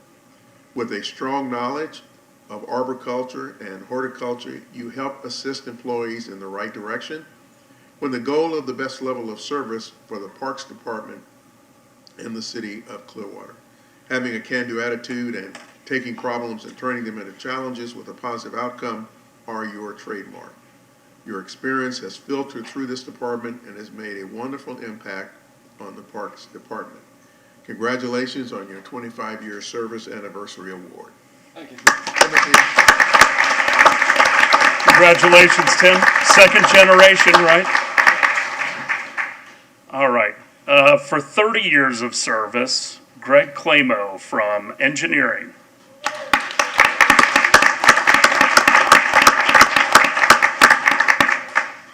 Greg Clamo started with the City of Clearwater on February 11, 1991 in the Transportation and Drainage Division. Though the name of the division changed over the years, Greg has always been an integral part of the stormwater maintenance team. He was one of the first stormwater jet vac truck operators and one of the first camera inspection operators. He has extensive experience and knowledge of all aspects of stormwater maintenance operations. In May 2013, Greg was promoted to Stormwater Supervisor, and currently he supervises the pipe inspection and cleaning program and the street sweeping operations. Greg demonstrates his commitment to the City of Clearwater by going out of his way to serve our citizens. He has been recognized many times by citizens and co-workers for his work and genuine concern for people. Greg enjoys motorcycle riding and going to Bike Week in Daytona. Greg is an asset to the City of Clearwater. It has been a pleasure working with him in stormwater maintenance. We salute you, Greg, for 30 years of outstanding service to the City of Clearwater. Thank you very much.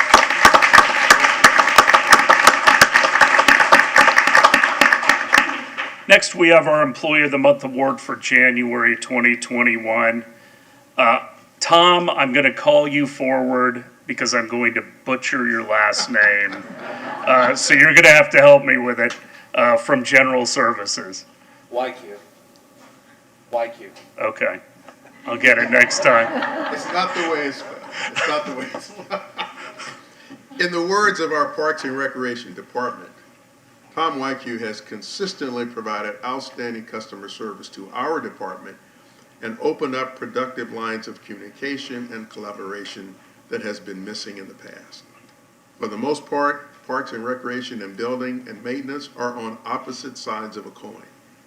Because of our mission, Parks and Recreation makes sure buildings are well used, which in turn causes more work for building maintenance.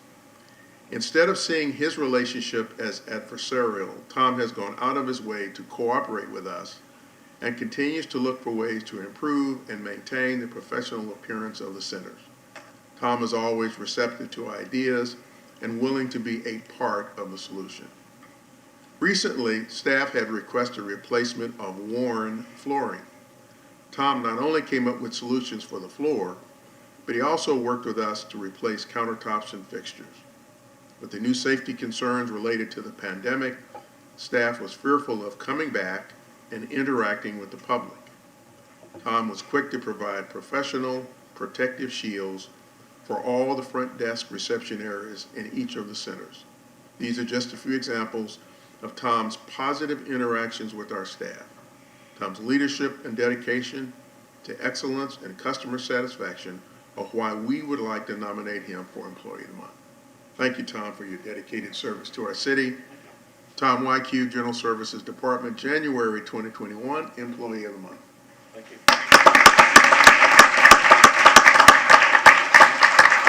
Mr. YQ, thank you and congratulations, and I apologize.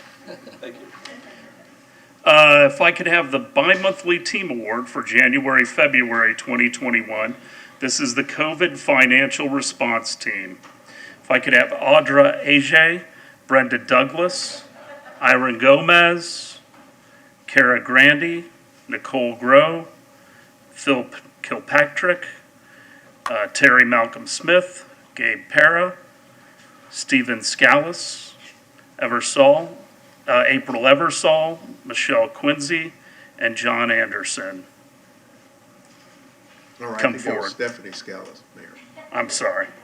The unprecedented impact of the coronavirus pandemic required an unprecedented response from the staff of Economic Development and Housing, Finance, and the Main Library.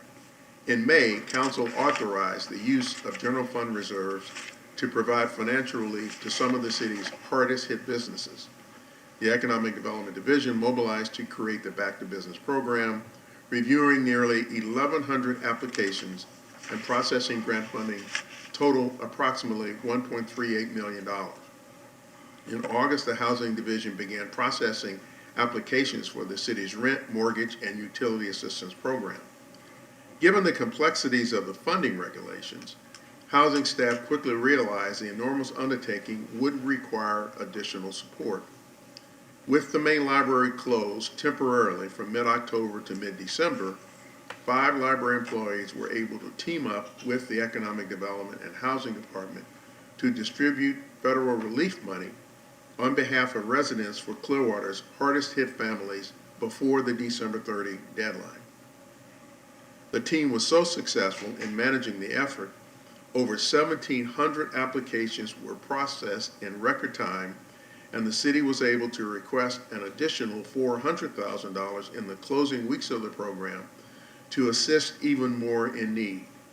The total distribution was approximately $1 million.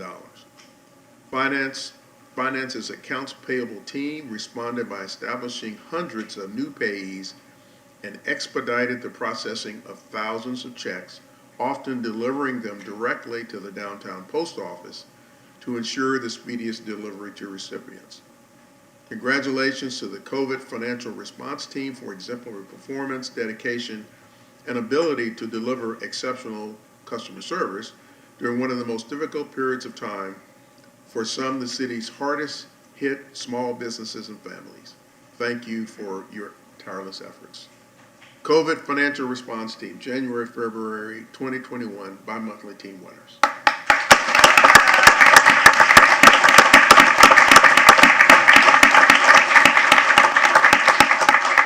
This was a Herculean effort, and you literally may have made the difference between some people making it and not making it. So we don't take this lightly.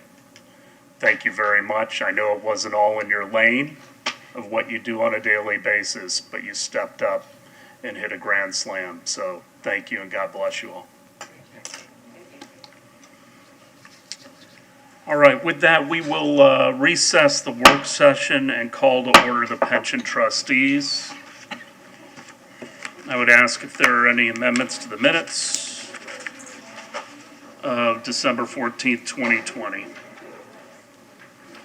Move approval of the minutes as submitted. Second. All in favor? Aye. Opposed? Unanimous. Anyone from the public to speak to items not on the pension advisory agenda? Seeing none, item 4.1. Good morning. Motion to approve the new hires for acceptance into the pension plan as listed. Any questions? Motion?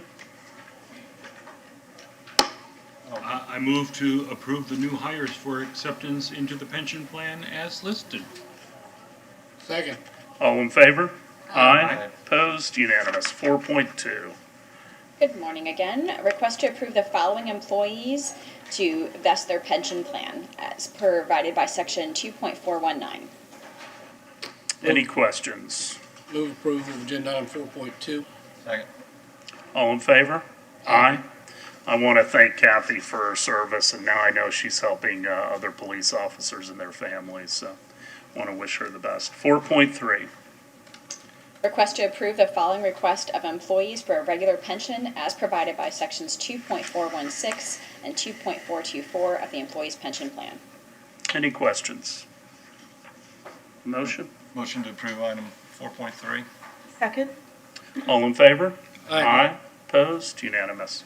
Congratulations to all those retirees. Anything, Ms. Poyer, for your director's report? No, sir. All right. Anything else from the board? With that, we'll adjourn the pension trustees, reconvene the work session, item 3.1. Approve a recommendation by the Public Art and Design Board for the commission of a public art installation for Crest Lake Park located at 201 South Glenwood Avenue as designed by Donald Gianella for a total cost of $61,900 and authorize the appropriate officials to execute same. Mr. Hubbard. Thank you, sir. Good morning, Mayor, Council, managers, and city staff. Before you with a public art installation for Crest Lake Park. This is a recommendation that was reviewed by the Public Art and Design Board. The selecting panel for this project was Jonathan Barnes, the chair from the Public Art and Design Board, Marnie Atherton from the Skycrest Neighborhood Association, Catherine Corcoran, landscape architect, Lilia Peterson, Parks and Recreation, and Beth Warmath, local artist. The selection panel met and reviewed all application and credentials of artist Donald Gianella of St. Petersburg for his proposed artwork that best fit the theme and artistic desires of the project. Mr. Gianella's work is based on the fauna of the Crest Lake Park. They are all different applications of creatures that live around the park, as they were identified by the community as very important to the nature and the livability of the park. Of one you see here is a dragonfly, next is a frog. These are between 4 feet to 7 feet in diameter, about 3.5 to 4 feet tall in some instances. They're made of 316 stainless steel, and they're designed for weatherability and longevity of the materials and low maintenance, as well as a strong structural support. The works, of which there are 5, are stationed throughout the park. These are approximate locations, but they are designed to be spread throughout the park so that families can investigate them and discover them as they move throughout Crest Lake Park. Mr. Gianella's proposal was unanimously approved by the Public Art and Design Board, and they request that council approve the commission of this proposal for Crest Lake Park. Questions for Mr. Hubbard? Councilmember Beckman? I think these look fantastic. I was going to ask about the dimensions, but you've given us the dimensions. I was wondering, are these going to be raised at all, or are kids going to be climbing on them? Like, so they're about waist height, maybe maximum-ish, 3 or 4 feet. So are they going to be up on a pedestal, or are kids going to be climbing on them? Or They'll be at grade, so they can be interacted with. And the decision to use the 316 stainless steel is to allow people, if they so choose, to climb on them. It's different from our usual interaction with public artwork in that we tend to dissuade people from working with them. As far as the slats rather that you see with sculptures like the frog here, those will be engineered in accordance with our building permit plans and codes so that it's not a stick hazard for people's arms or legs. Children aren't going to get stuck in those. The materials will be smooth at the edges so there are no burrs or areas that people could be stuck or hung up on. Mr. Janella has done numerous commissions throughout the Tampa Bay area in the state of Florida. His most recent commission is in the city of Oldsmar. It's a taking flight. It's 2 wings that are done with the same materials. And I had the occasion to be able to go out and inspect that, run my fingers over the edges. They're nice and smooth and beveled, so there are no burrs on there that people would hurt themselves on. And there's no color associated with them? No, they are just a shined polish, and that does hold up very well with the conditions. As far as maintenance, just a leaf blower would take care of a lot of the settled leaves and refuse that would accumulate. Councilmember Hamilton. Yeah, couple questions. On the dragonfly or whatever, the insect, the wings on that, are those truly able to support the weight of someone climbing on them? This is the original version. It will be modified to include an arch support that will go from the wings to the body. That will strengthen those to give them additional stability if people are holding or pulling on them. I fully anticipate we're going to put some signs out there that say, please don't climb on it, but some people are going to do it anyways.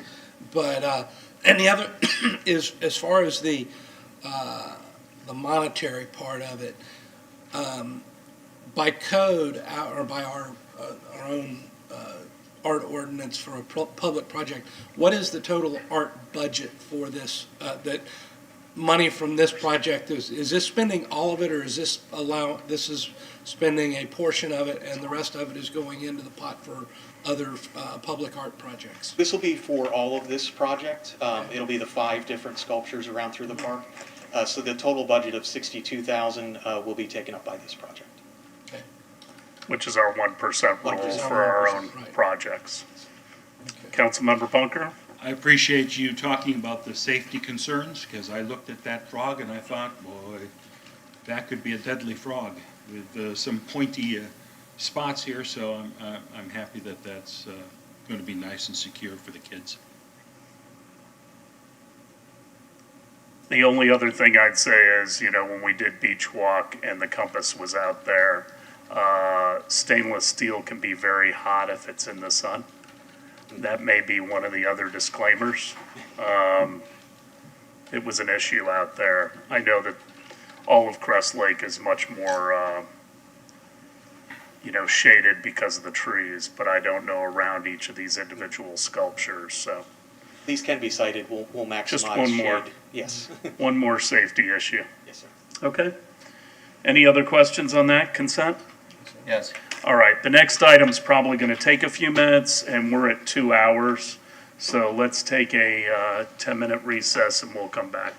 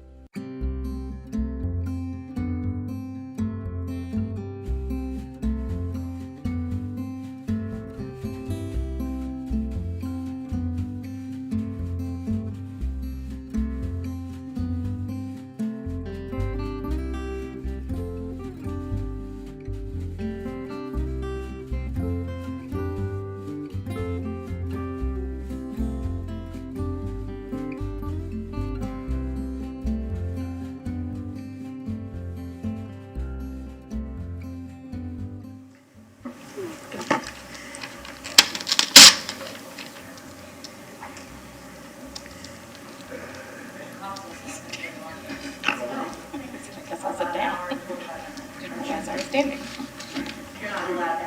Joelle, we've got the PowerPoint up. Okay. Good morning. We will reconvene the work session to order. We are on item 3.2. Review the value engineered items in the redesigned Coachman Park and provide directions to Del. Yes, Mayor and Council, on November 30th, I believe it was, that we presented you with a version of the plan that matched the identified resources, funding opportunities that we had for the Imagine Clearwater redevelopment, park redevelopment project. The plan that we showed you at that time was approximately $65 million. That includes the identified funding sources, and it also continues to include, as we have discussed over the last several years, the financial opportunities that we see in the RFP of the Bluff properties.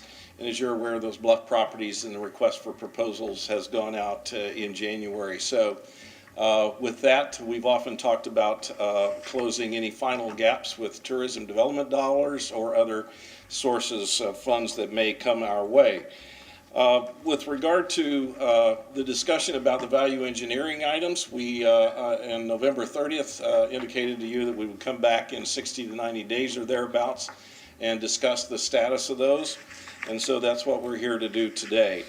What I would like to do is to first of all, kind of walk through with you what we consider to be the really the most amenity-oriented part of that package, and make a couple of comments on it, and then I want to kind of close out our discussion today with some of the other things that we're continuing to work on with regard to what I would call the infrastructure of the park and those outstanding items and what those mean to us, and then make a suggested recommendation for you in terms of how we proceed. So if we can go through the amenity package, I'll start that off here. The design alternate items, I think the most noteworthy aesthetic features to the original concept of the park.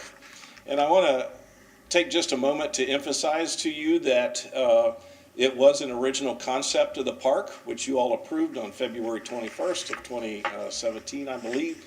And that at that point, your direction to us was to go to develop the final details of what that park would look like. So we spent a good time marching in that direction, kind of putting the meat on the bones, if you will, with regard to what that final design looked like. There was nothing about that concept plan that was necessarily etched in stone. And so we have, through the last couple of years, really worked our way through that process.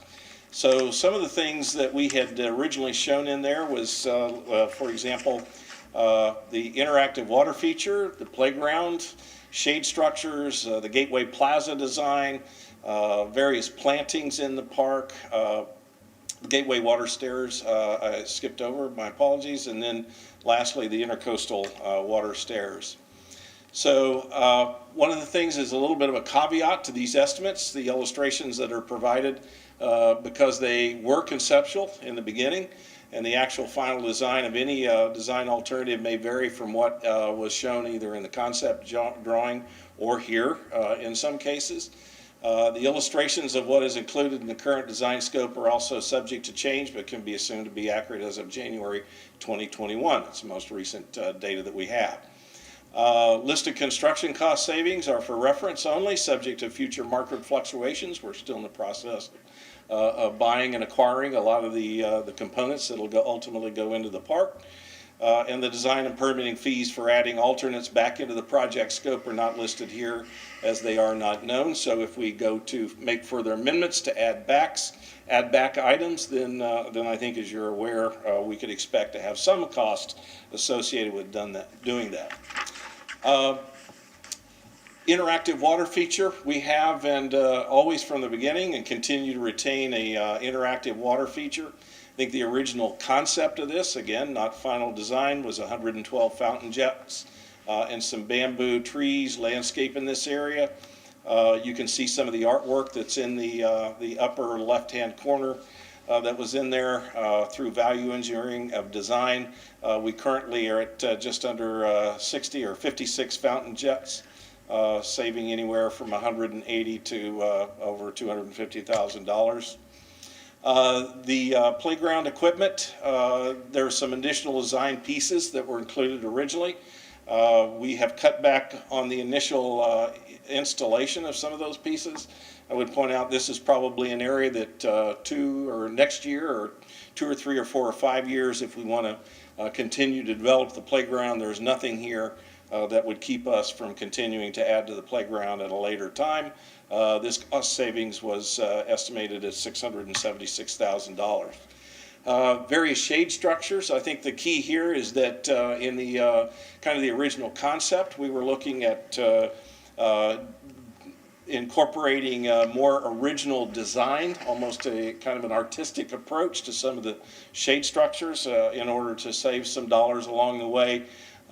We have scaled that back to a more off the design kind of shelf or shade structures, but still an attractive design that I think would be an attractive amenity in the park, but not the artistic flair as in the original design. Same with some of the other shade structures. Here are some other examples of some more artistic approaches to some of those initially, and a more recent iteration to something a little more off the shelf. Shade structures, picnic pavilions, initial design included some more of these. Right now the current design does not include some of these shade structures. Again, these are components of the park that we can at any time that we're comfortable add back to the park. Known construction costs here $135,000 more or less. The Civic Gateway, the occupiable lower level, rather large savings here in the beginning. If you'll recall, we talked about having conditioned an occupiable space here. Could be for will call windows. It could have been for transient retail or commercial components in and out, maybe to serve special events in the park. We have eliminated that occupiable space underneath the plaza. It was obviously a rather significant cost savings to us with that construction. Continuing on the stair area, we did have, as you recall at one point, cascading water stairs down the slope. The initial value engineering design was a small water feature in the upper plaza and at the first stair tiers. The current design does not include that.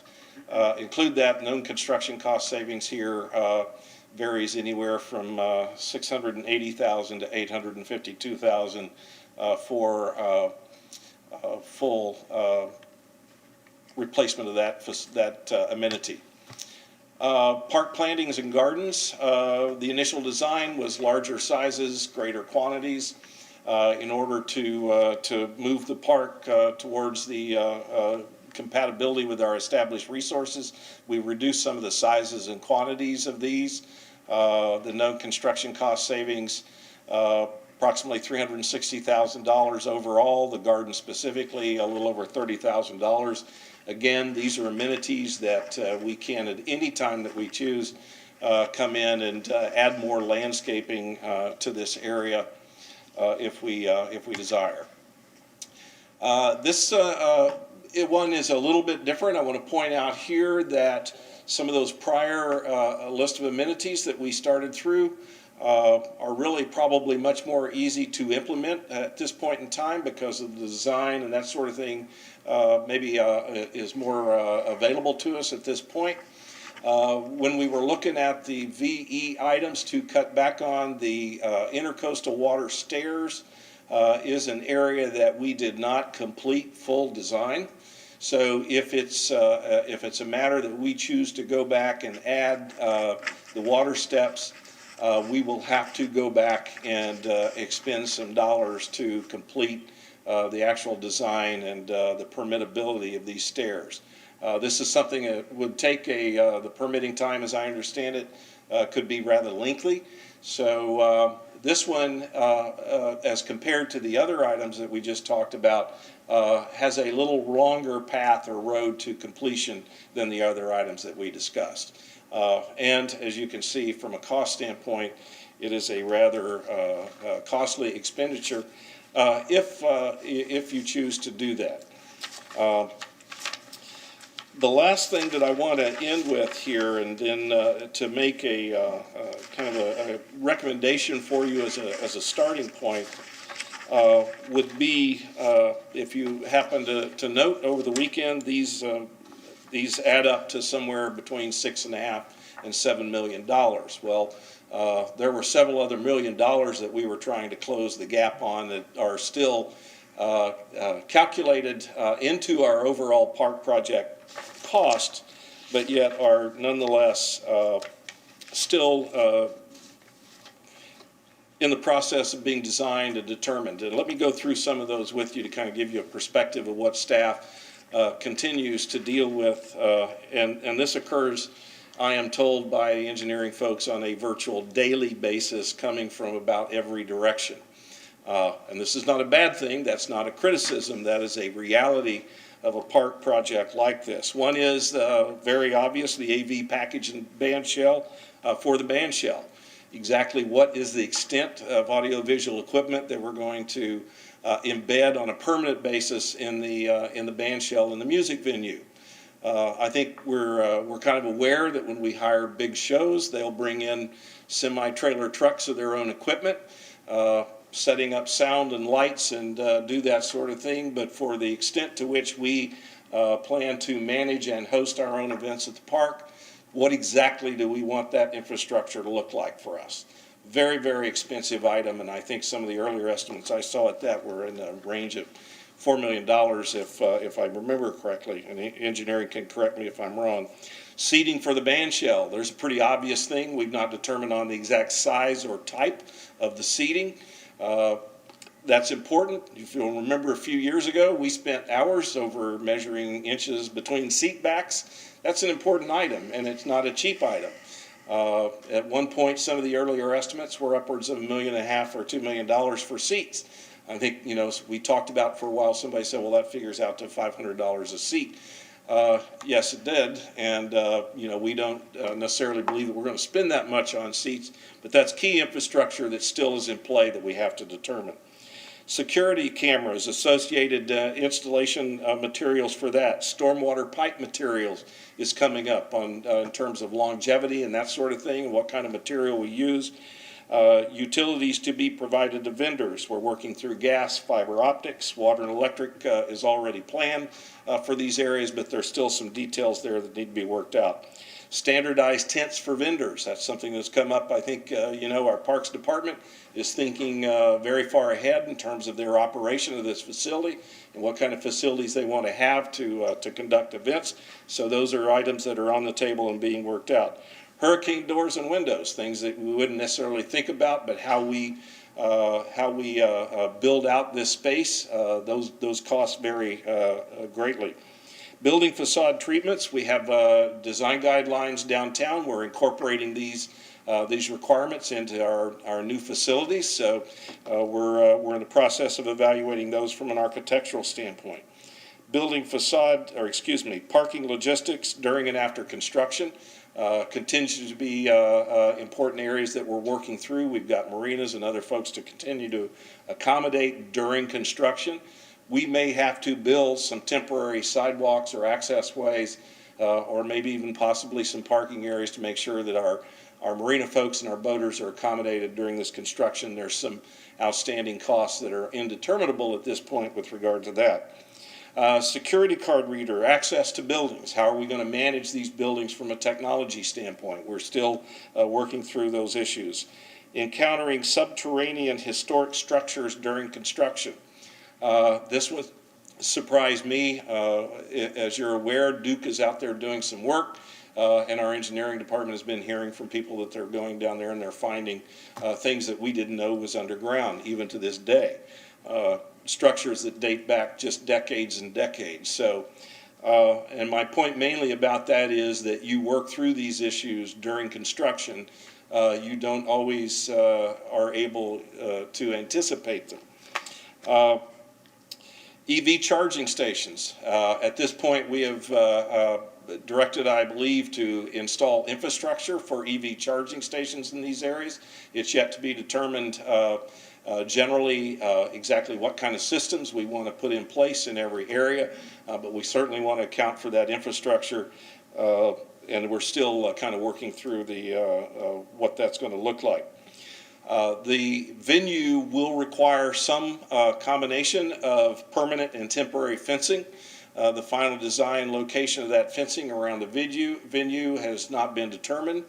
My expectation that I have given to the engineering, the consultants, is that anything that is permanent has to be decorative in the park. It has to look like it complements the park and fits there on a permanent basis, and then we have some latitude for special events when we need to secure the area, what that temporary may be, how that may be designed on a temporary basis when we have to, when we have ticketed events and that sort of thing. So we're still working through the design and structure and appearance of those things. I mention those things as I come to what really is kind of a final, a starting point for you, as I feel it's appropriate to make a recommendation to you. And that is that maybe at this time would be a good time to use the more definitive amenity package that we walk through as a marketing tool.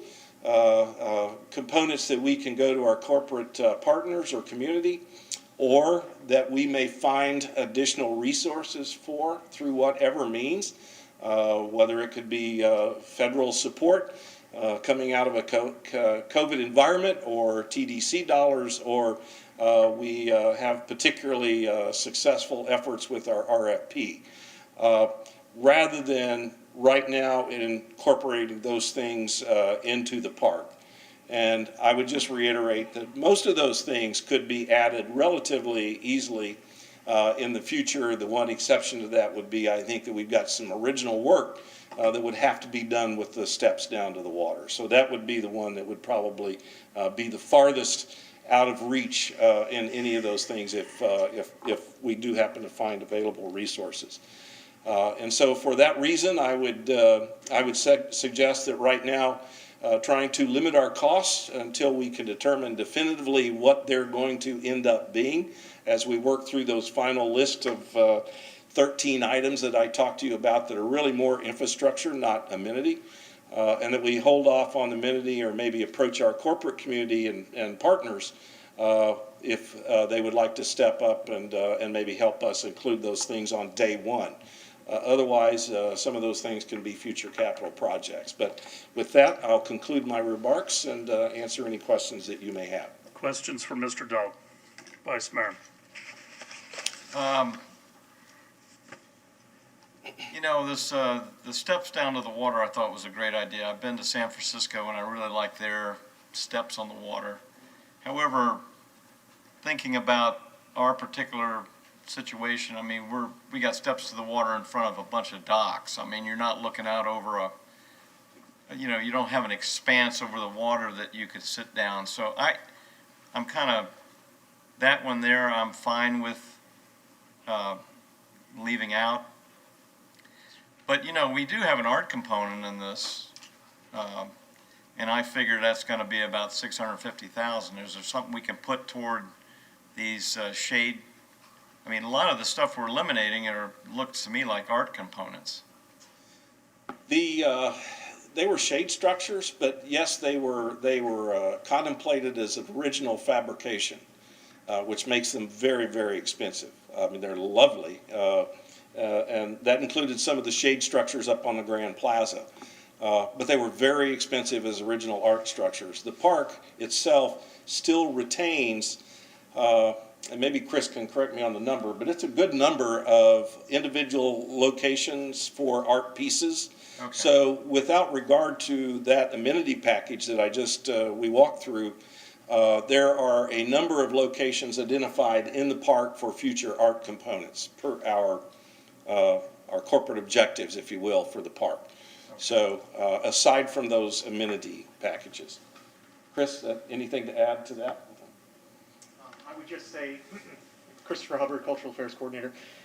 There are 17 sites located throughout the park that could be a combination of permanent or temporary rotating structures for public artwork within the design of the park layout. So there are ample opportunities of including public artwork separate from those aesthetically designed shade structures. Other questions for Mr. Hubbard? Go ahead, Mr. Dahl. Thank you, Chris. That concludes my, Okay. Other questions? Anything else, Vice Mayor, at this time? No. Councilmember Beckman? You want to go first? Yeah, go ahead. Go. So, all right, so I'm just gonna, I mean, boil this down to a couple things. I am a proponent for making this park as family-friendly and resident-friendly as possible. And, you know, things like the playground, I get we can add in later. I understand that we can get corporate sponsorship and all that. But you know, I'm disappointed in that I don't see, aside from one shade structure, solar panels depicted on any of the buildings. So I'm wondering if that's going to be incorporated. And I wonder about things like the Civic Gateway water stairs and EV charging and, you know, different solar charging places. Those are all like infrastructure, like we would save money to get those piped in right now. So I thought that the water stairs was a beautiful feature, and I can understand it's probably expensive to operate it, but, you know, is it something that we would want to have piped in so we can turn it on later, or is that a big expense? So, you know, those kinds of questions I'm asking. You know, I just personally, in case anybody cares, I'm not a big fan of the stairs that go down to the water. I mean, that seems like a huge expense. But you know, it's, to me, when you mentioned like some of the other cost to consider is the AV package and the band shell, very, very expensive, up to $4 million. We don't even have seating budgeted for the band shell, $1.5 to $2 million. And you mentioned even like hurricane doors and windows. So as I read the whole, you know, the presentation and that contract, so I've got it on. So Stantec is doing the, I gotta go back to my notes, but they're doing the design, and the construction manager is Skanska. So Skanska's doing the hammers and the nails and all that business, correct? And so they're gonna come at us with another bill for the construction of it. And that's where like the hurricane windows and all that comes into play, is that right? Skanska is going to determine the guaranteed maximum price and offer us, that will come from Skanska as they apply final cost estimates to and offer a GMP. I think 2 or 3 of those items have been before you today already, and there will be some more coming. Okay. Yeah, it's just, you know, it's a big expensive park. And it will be a beautiful park. Councilmember Hamilton? I look at this totally as an investment in our city. But, you know, take individual items, the stairway down to the water. Don't see it as a necessity, but you look at the other picture on that same page, that one area, it's not really accessible to boats. The boats are on the other side of the initial pier. But I think, you know, there's an opportunity there to put maybe a couple fountains that we can control. We all know what happens with fountains in high wind. Everybody gets a shower, and or cars get a free car wash, as we go way back, right, Bill? And but I think there's an opportunity there. One of the other things I look at, you know, and I think the drawings are spectacular, but the number of trees and the vegetation in this park, according to the plan, is phenomenal, plants have to be maintained, and there's going to be a huge expense on that. But I mean, you look at a picture such as on the shade structure page, the Civic Gateway, it almost looks like when you're in that position of the park, you have no view of the water. There's so many plants and so much other stuff. You don't see the water, and I think being able to view the water from down in the park is going to be a very important. So I want to make sure that the plantings that we're putting in there are either low to the point that you see over them, or high, such as palm trees and whatnot, that you see under it. It just looks like there's an awful lot of visual blockage of the water. And I think we're kind of shooting ourselves in the foot if, when you're in the park, you can't see the water. And I just want to make sure that in the, in the final product, that what I'm speaking of is not an issue, that it's recognized. But other than that, I think, what you're presenting to us as cost savings at this point are reasonable, and I agree with Councilmember Beckman. The water stairs is a nice amenity. I think it would be great, but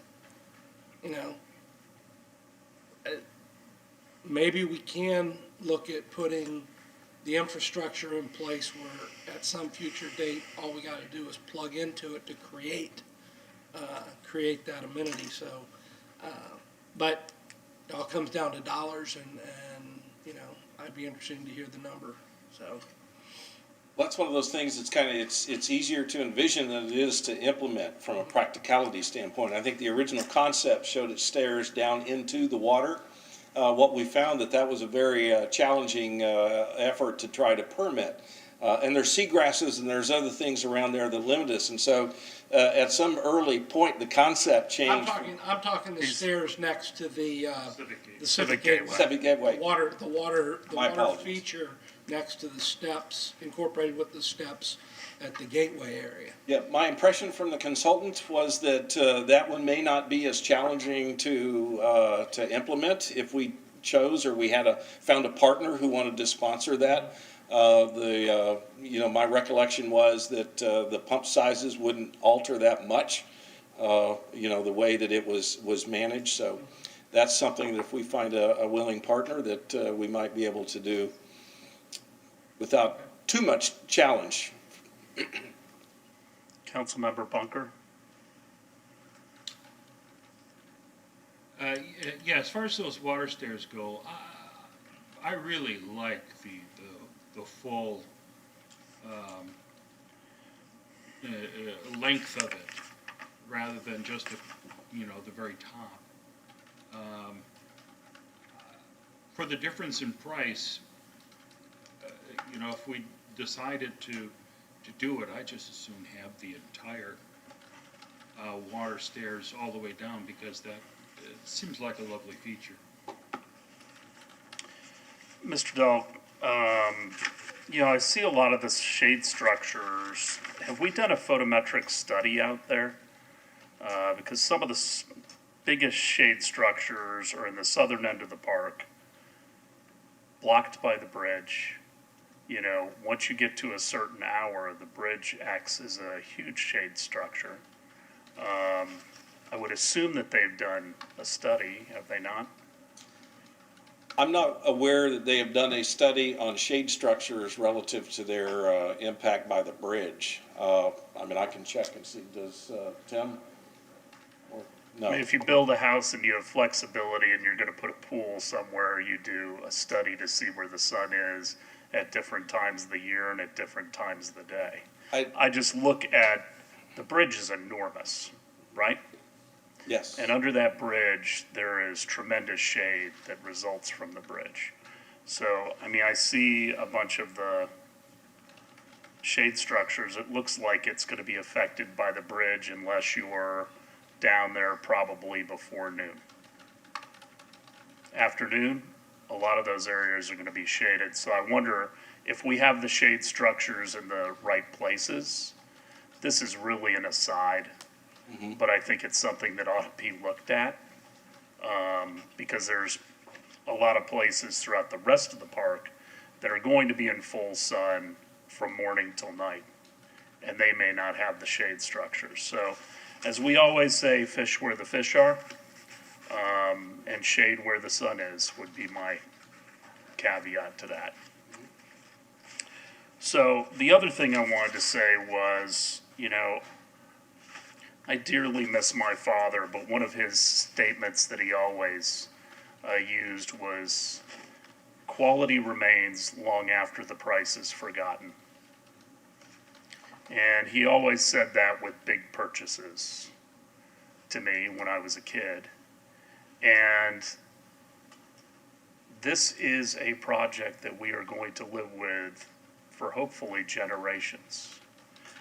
And I did a lot of thinking about it over the weekend, and you and I met last week, and I know you've met individually with all the council members. But there are certain things that I really think should be added back in, and I'm willing to pay the price. I frankly love the Civic Gateway water stairs. That's our front door. And I think it ought to be added back in, and I would agree with Councilmember Bunker, not the partial plan, but the full plan. The other thing that I think I'd really like to see at full force would be the interactive water fountains for the kids. It doesn't matter where I go in this country where you have those, it is the focal point for kids, even over playground equipment. But those are two things that I would propose we add back in. And at the high end of the range, that's $1.1 million. We're going to be talking about another item, which I would love to see, but I think is easier to institute down the road, which is the bridge lighting. I think we ought to put the infrastructure in for it down the road, but I think we can more than pay for the items to be added back in with the 1.5 million. And I know that disappoints you a little bit, and I may be outvoted, which is fine.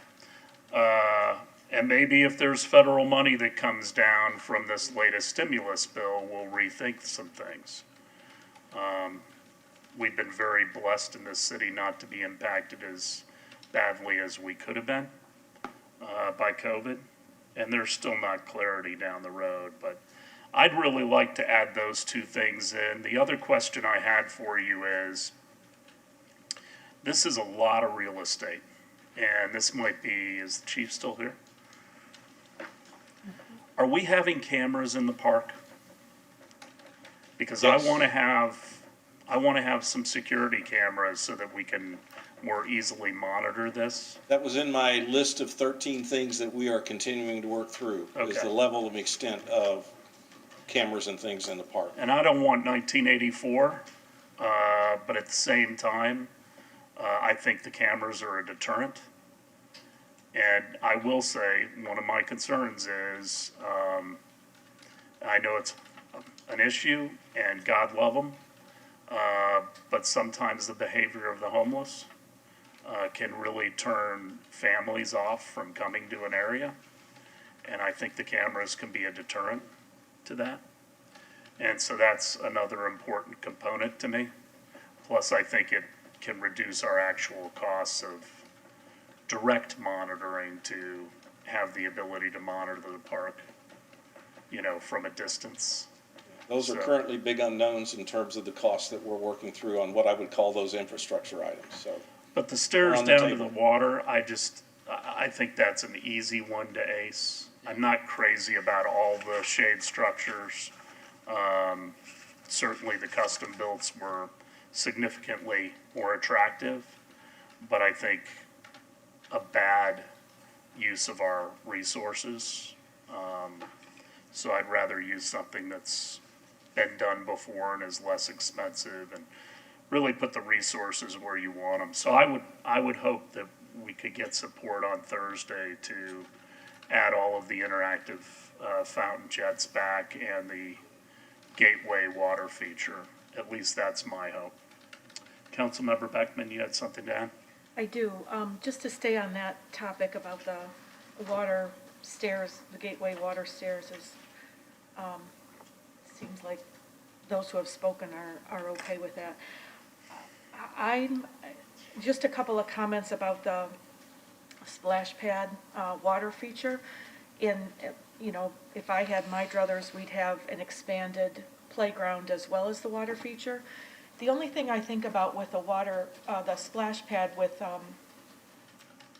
making a decision about that now is certainly it's like you have to pipe in that infrastructure to get it ready for 112 jets versus 56 or whatever it is. However, as much as the fact is that water feature would probably not be used as many days out of the year as a playground might. If we have colder days or windier days or whatever, or people who don't come down with a swimsuit on for their kids or whatever it is. I just don't have a feel for how residents would respond to, well, if you had the water feature or the park, it's so much easier to get park stuff added in later. So I think I would lean towards the splash pad because you're digging in the ground and it's a one and done. You're done with that size. But that's a consideration. And then I had a question about the Civic Gateway occupiable lower level, where you've got the initial design of a box office, pump room, restrooms, first aid room. Well, first of all, if you're going to have that water feature, the pump room means to pump for the water circulation. Is that what that means? Yes. Okay, so if we go with that, we have to have a pump room for that, right? I would also like, just as an understanding, the cost of having that water pumped. I mean, it is beautiful, but I remember hearing a podcast on Buckingham Fountain and Clearwater. Well, it costs a fortune to run that thing. But also, if we're going to eliminate restrooms down there at that occupiable lower level, is there some kind of best practices about how many restrooms should be in this geographical area? Like to service the number of people and proximity of parks or the playground area, Yes, I mean, I know we walked through that, those determinations in terms of matching our facilities with our, Good morning, Tim Kurtz, Construction Manager for Engineering. What we've done with the restrooms is the interactive water feature has to be treated like a swimming pool.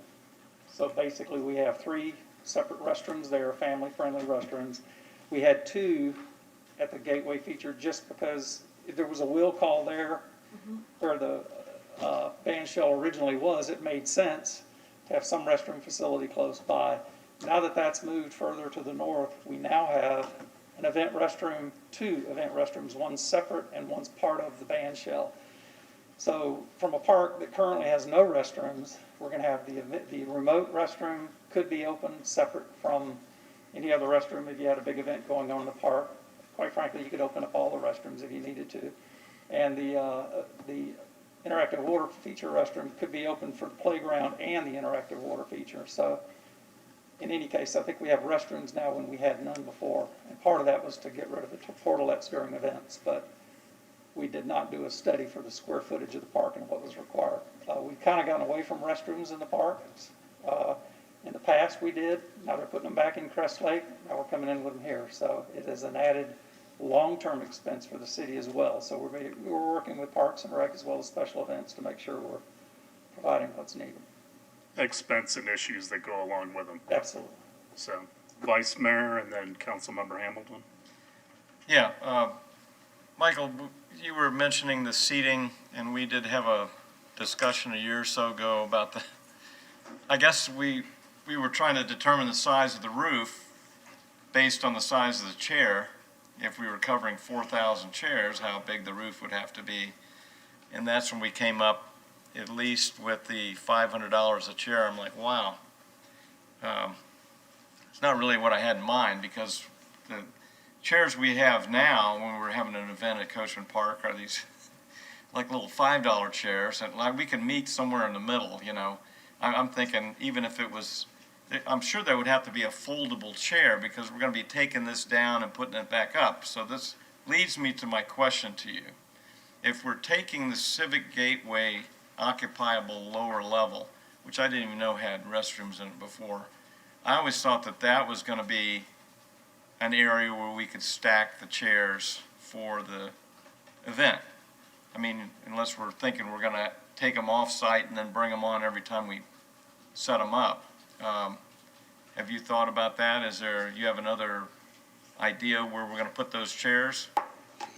Tim to the rescue. Yeah, again, the Civic Gateway was in very close proximity to the previous band shell. Correct, yeah. The logistics of moving 4,000 seats from where it's currently located all the way back to the Civic Gateway just didn't make sense, unless we had some kind of tram system to haul them, and that's another expense. So we have added to the north side of the back of the band shell, there's a storage space where it curves to the north of the stage area itself. Okay. There'll be roll-up doors where we can put that, plus any other things that need to be stored. So that's kind of what we did.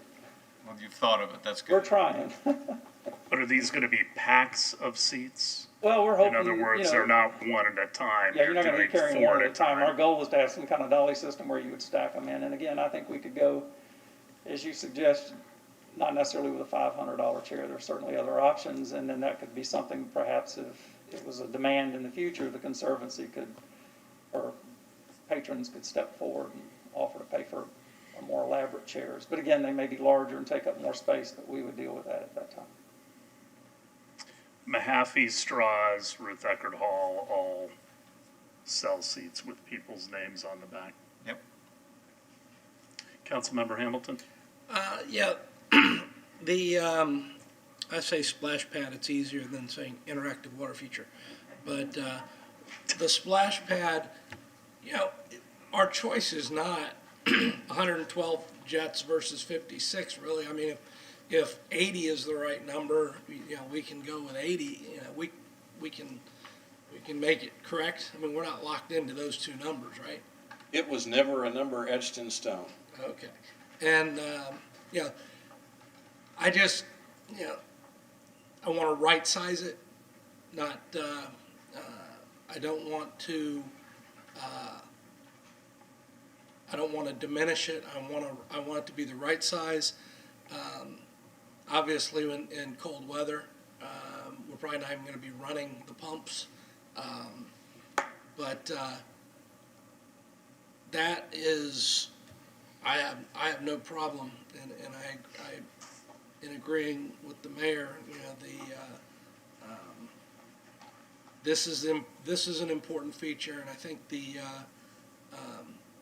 stairs coming down the main entrance there, the water feature is important. As far as the interactive water feature and the splash pad, if you will, the number of jets we have now is still higher than what you see at Curtis Hickson or at the pier in St. Pete. What we've done is the bamboo trees, they were actually a water feature that sprayed down, and they're custom pieces. Although there are 3 of them, I don't know that there's really an economy of scale doing 3. But we have a lot of nozzles that will be doing different things with lights. So we could certainly increase them back up to 112, but we're already considerably more than other splash pads in the area. And that was our goal. Well, what's the footprint? I don't That have might it be right a in front of me, better, but okay.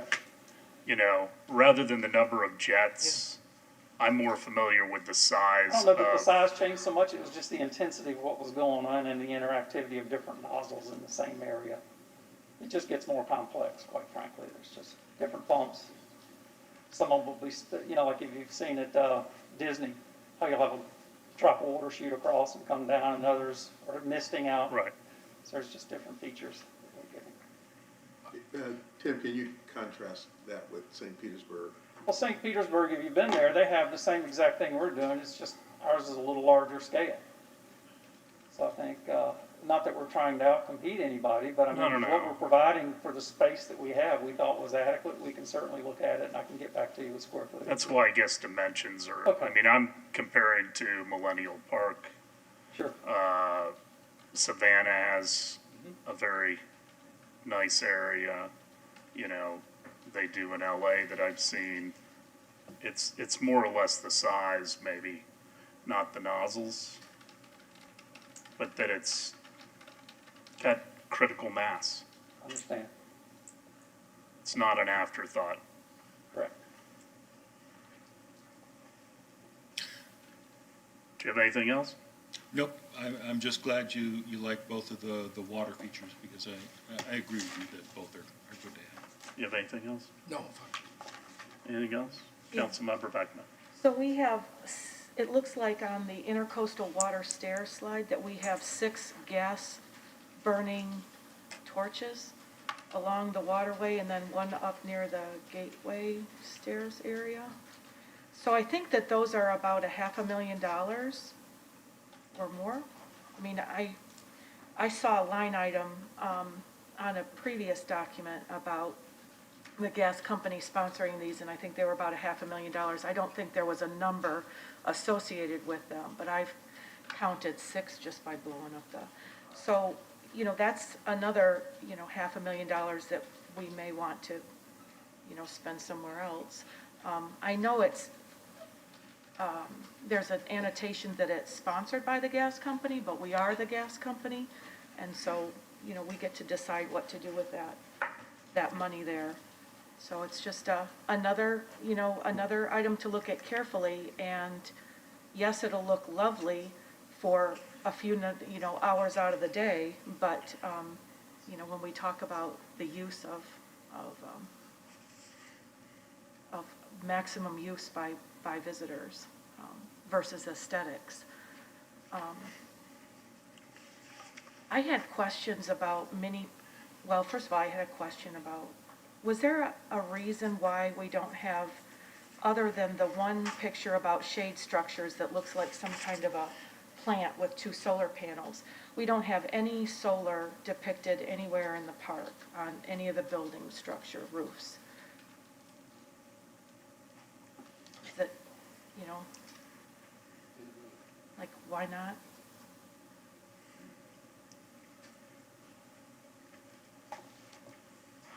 We initially did do solar evaluations of solar panels on the band shell, particularly the back of house. That was rather insignificant because the canopy extends over. Then we went to a more conventional, studied a more conventional roof for the covered seating area.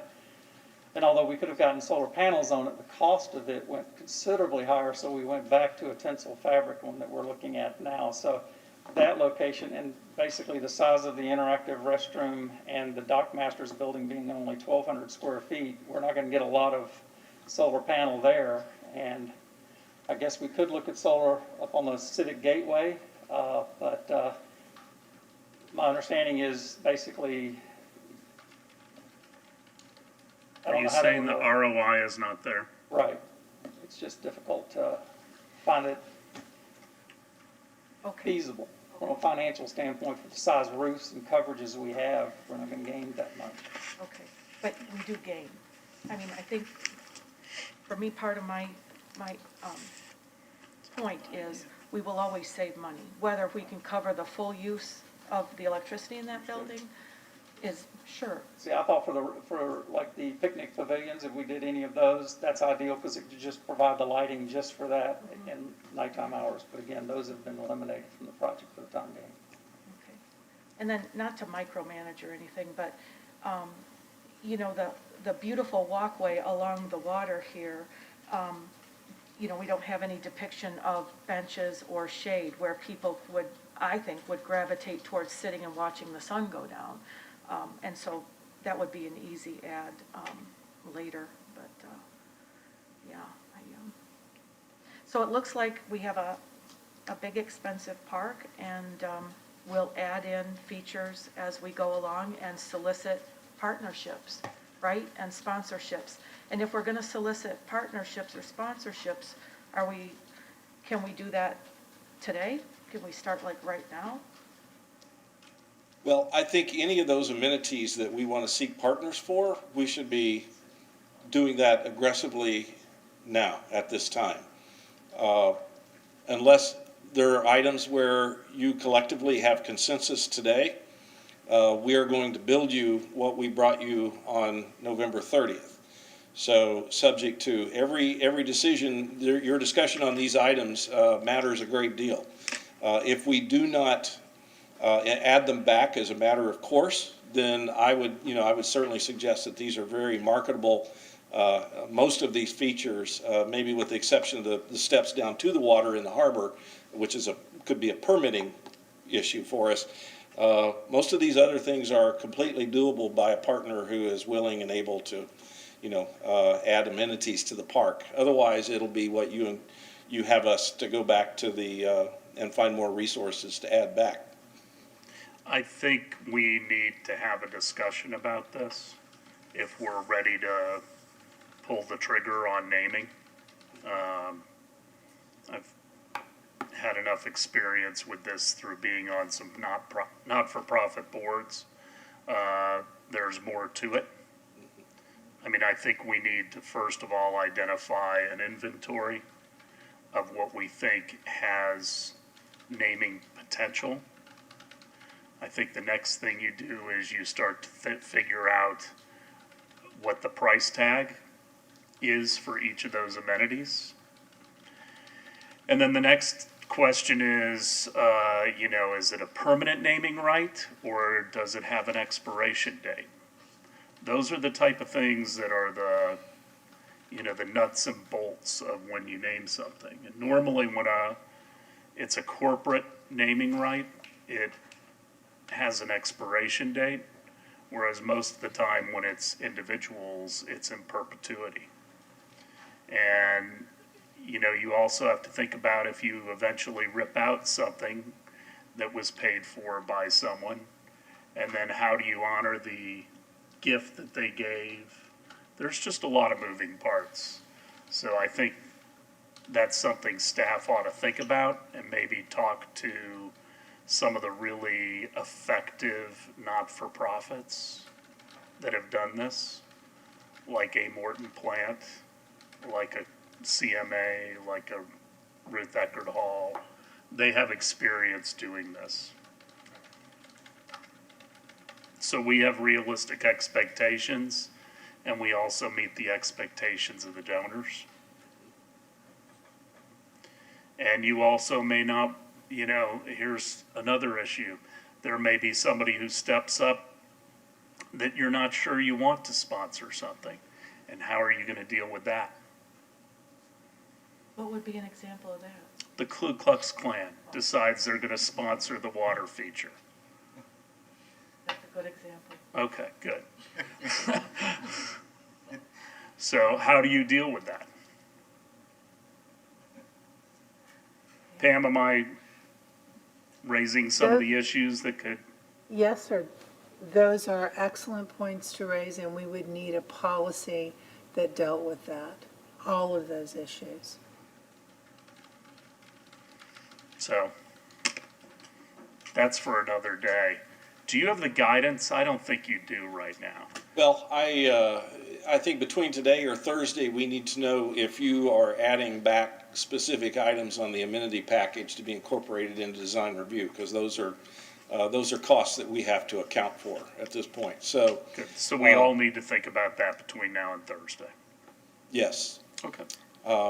Ideally, I would hope that we could, in a perfect situation, we would kind of settle on what we're going to build on Thursday night, the add backs, and where we are, because the other items are still indeterminable yet fully. And so that list of 13 things. So we've still got some work to do with those, and that could be substantial. But so if there's anything you have to add back, or you feel like we need to add back right now from the amenity package, those are additional resources. We've got to make sure we know how we're going to deal with that. So. Vice Mayor and then Mr. Maxwell. Okay, so what you're saying, and just to repeat it, if we want to add some things back, just keep in mind that there's some other things that aren't determinable right now that may jump the cost that we'll have to look at, and there may be some things that will be very important to finish the park the way it should be planned. Right. And it is rare that I come up here and tell you something is markedly less expensive than we figured. So those are they're unknowns, and they're very important I mean, obviously, the AV equipment, how we're gonna seat the 4,000, those are important things. We're not gonna spend $500 a chair by any stretch of the imagination, but, you know, you've got a lot of expense in building the bowl where the amphitheater goes. So, I mean, a lot of that, you know, I think we're pretty well designed on that standpoint, but what is the best chair system? You know, and I know the Parks and Rec Director, who's preparing for a discussion with you at an individual meeting next month on the Conservancy and other issues, has some thoughts on a number of these things that we're talking about as well. And in his world is preparing for administering and managing this facility. So at some point, Mr. Halios is going to want to weigh in on some of these things too. So. Councilmember Beckman. Just to get it clear, so one of your earlier signs says, design and permitting fees for adding alternates back into the project scope are not listed here as they are not known, so we have those. But we also, so when we talk about the gateway water stairs, about $1 million, so we have that, and then we have about $4 million for AV, and then we have about $2 million or so for seating. And then, just to be clear, and then we have the actual labor construction cost that we haven't paid for yet, when the workers start building and putting up walls and all that, have we paid any portion of that yet? Well, there's some work going on out there that we're paying for, but the gross or guaranteed maximum price will include the construction of these facilities once we're. Okay. And we've okayed the guaranteed maximum price? You've adopted some of those things, but there are more to come. In fact, I think you've got one on there today that's coming up, and that probably will not be the last one either. So, the $2 million. Correct. Mr. Maxwell. Just wanted to make sure that you knew that we do not have an identified funding source for these add backs at this time. The only thing that we would be able to take from is general fund reserves. We can try to put something together, but we are not likely to have one by Thursday. We won't be prepared to have that conversation about what those other funding sources would be by Thursday. So do we have a funding source for the AV equipment and seating yet, or not yet? I don't know what that number is at this point. Like $6 million. I don't think we don't have a final, but they're in the overall estimate of the project cost, included AV and other matters, did it not? At the point we were in design when we came forward last time and gave you the $65 million, we had value engineered out, but those numbers were based on what Skanska had gone out with their preferred bidders and had come up with what they thought were legitimate but conservative estimates. So, of course, that was several months ago. Things are continuing to shift and change in the construction market, but we believe those were reasonable estimates at that time. We're trying to some of the items that we eliminate are relatively simple to keep in the project.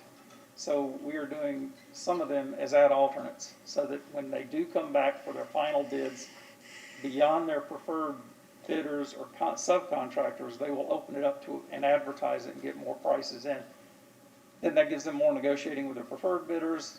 That's the game they play. But the reality is, if the prices do come in lower, anything that we've identified as a possible add alternate, we could decide whether we could, we had allowances for AV that were based on the design at that point. We just cut that back a percentage because we really didn't know where we were going with it. We're still working on that.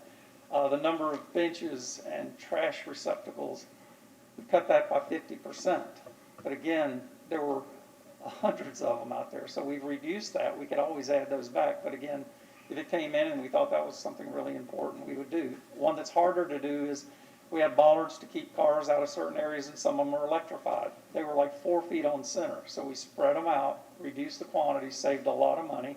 That wouldn't be as easy to add those back in, but I don't think we need to. So it's a chess game. I'm constantly shaving and sharpening and trying to do, and price will come back and we have to do more. Price, so we're getting there. When do you anticipate we're going to be done? With the project? Everything, so that we We'll can have the actually design. put a shovel in the ground. We're expecting the final engineering documents will be to us by the end of March. Give them 8 weeks to do their bid process. I have our engineer of record here, representative, but I think those timelines were on track, even Okay. though, you know, things changed and we had to rework the existing work order to keep pace with the design. That's what will be coming back later this morning, is I have another supplemental agreement for our designers to finish the final construction documents and construction admin through the end of the park. And so although we have different user groups that want things back into the budget, we're just, they've got to quantify it and give it to us, and then we'll be coming back to you on some of those things. And that's the AV system. I hope to have an answer on that within a month, because Special Events is doing research on it, our consultant teams, that's all they do is theaters. They're looking at it, so, you know, we're just trying to, we had to give you a price when we gave you the price, and that was the best price we had at the time. We're hoping some will come down, and then we'll give you a better idea of what we're shooting at. But at some point, we all have to stop tinkering. Well, exactly. I hope the design is done by March and we're not adding things back in that require design. But Yeah. everything that we know of today is moving forward with permitting and everything, so. Something to add? No, just, Come to the mic if you would, just so people at home can hear you. Good morning, Hamid Sahib Karam with the Stantec.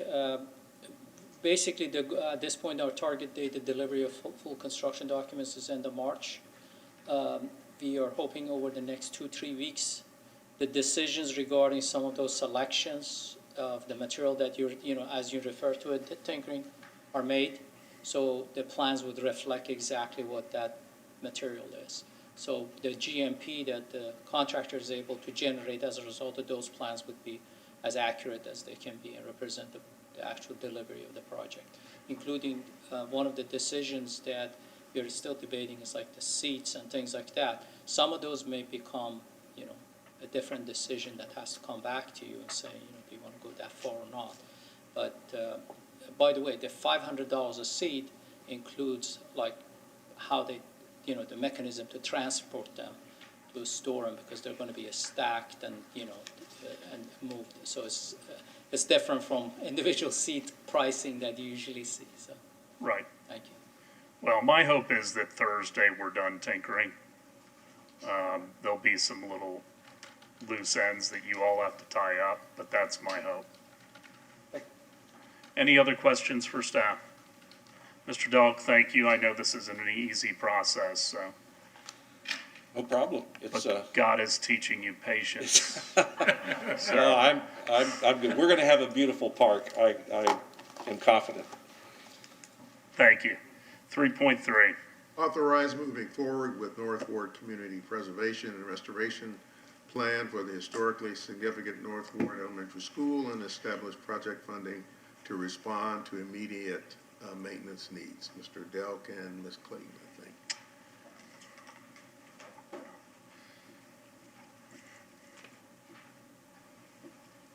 I'm going to let the Planning Development Director pick it up here and kind of walk us through the Cardno review of the North Ward School. We've gotten a lot of interest. I think our community has great interest in this facility. The historic nature of this building is really, I think, in a kind of an extraordinary story. And so we had talked to you about last week, we met one-on-one about an approach from the standpoint of the North Ward School. I think we're going to offer today a little different perspective on how we might better move forward with that. And to start things off here, I'd like for Gina to kind of walk us through the historic analysis of the building. Good morning, Gina Clayton, Planning and Development Department. I do apologize, I don't have a PowerPoint. This was a very quick turnaround on the study, and also, unfortunately, I just have some paper to put up on the Elmo, and I think I'm going to need about 15 minutes, if that's okay, to get through what I wanted to talk about. First of all, I'm really excited to be here today to talk about North Ward School. What I'd like to do is start with an overview of the history of the property and talk about the policies that we have governing the property, and then I want to highlight some of the successful historic adaptive reuse projects that were covered in the attached report, and then I'd like to move on from there with some recommendations on how to move forward with adaptive reuse of the school. So the North Ward School was constructed in 1915 on the for the north side of Clearwater population, and it's a really great example of a 20th century grammar school, and it includes a lot of very distinctive architectural elements. From the inception of the school, it's really served as a gathering place for the community, and over the history it was used for a variety of events and celebrations, including the yearly Maypole dance. As you can see on this old Sanborn map, in 1926, the school needed more space. I'm sorry, this is the wrong one. This is the original school property here. And then in 1926, an addition was added to the school to accommodate 9 more classrooms, and it was connected to the original building by a 1-story hallway. Then when we get into the 50s, we start seeing the character of the school change somewhat, and in this last picture here you can see that there was an addition that really changed the way the 2 buildings were connected, and that's when they added a library, a cafeteria, and a kitchen. An expansion of the school property started to occur on this property to the north that was historically owned by the Trott family, and it included a home, an automobile filling station, and a service station, and all those were built in the 1920s. As you all know, when we hit the 90s, a lot of changes started happening to schools, and that's when you see the construction of the parking lot and that metal covered play structure, a utility building, and some storage facilities. When the school opened, only white children could attend, and this was the case for almost 50 years. Black children from the surrounding neighborhood were finally allowed to attend the school after Pinellas County started desegregation in the early 60s and 70s. If you notice, the report did say that North Ward was one of the first schools to integrate, but unfortunately there was no date included, so I can't really pinpoint that for you.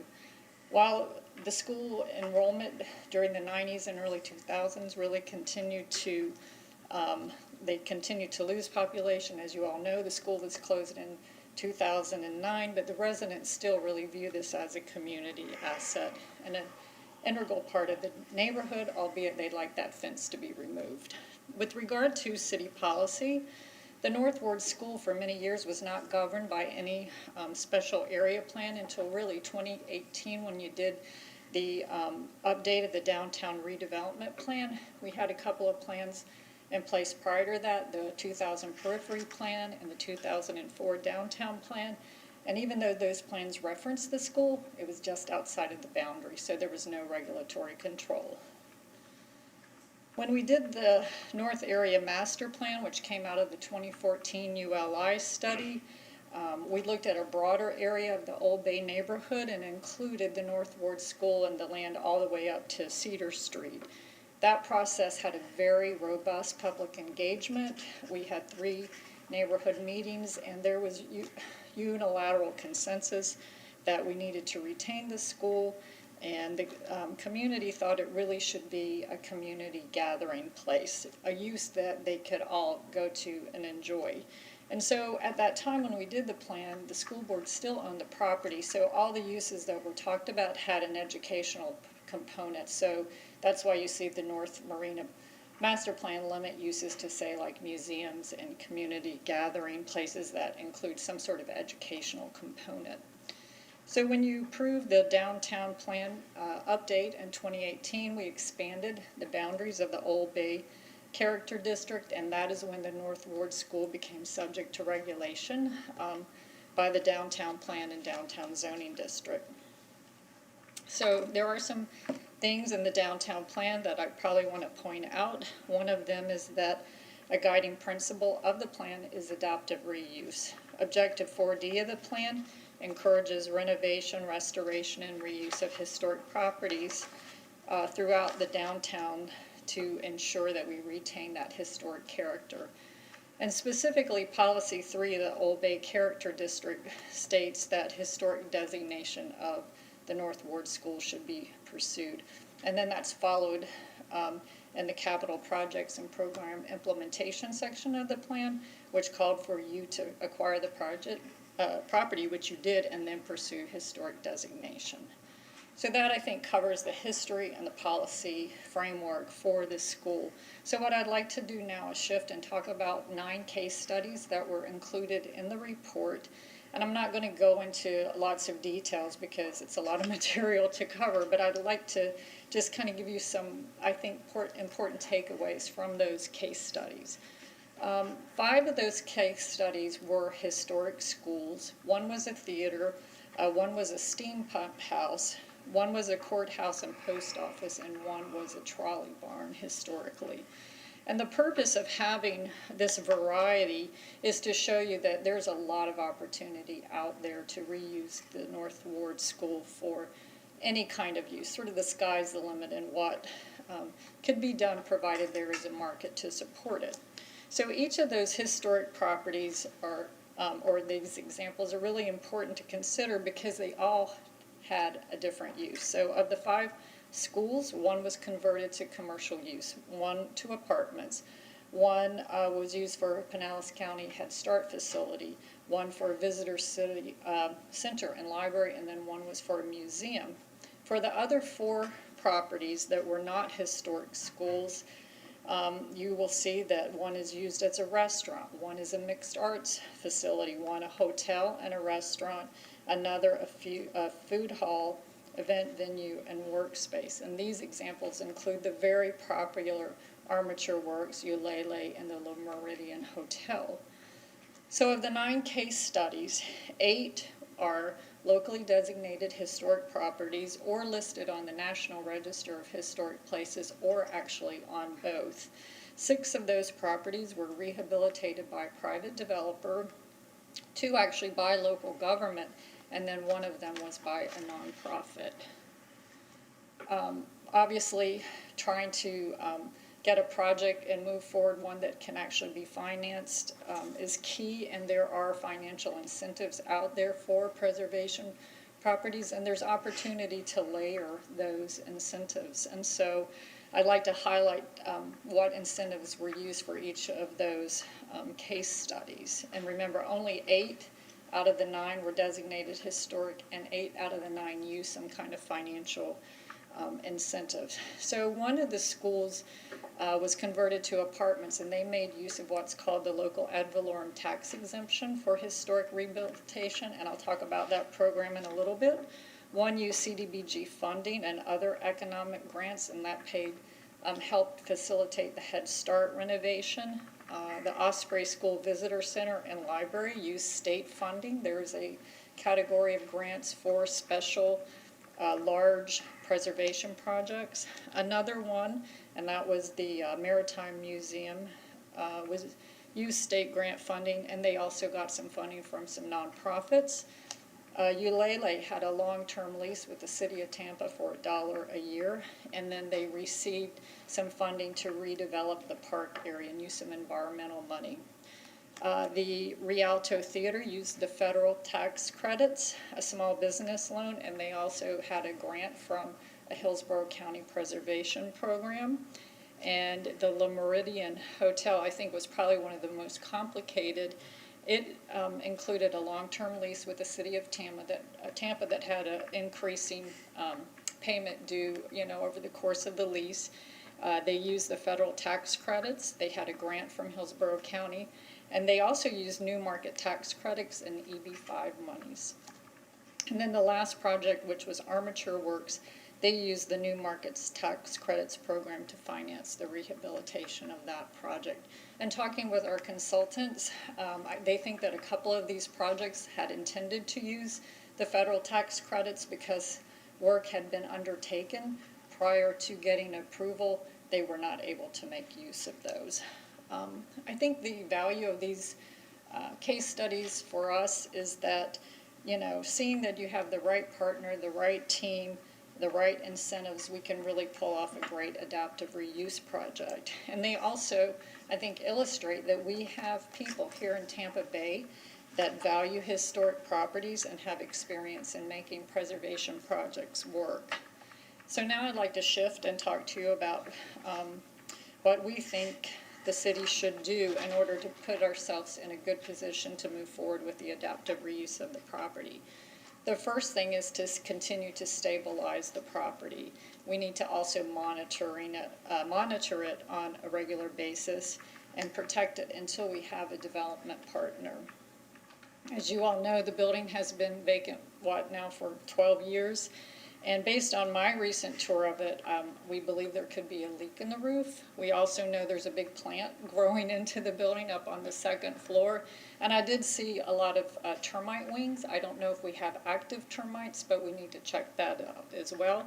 And we have contacted Earl, and we're working with him on that.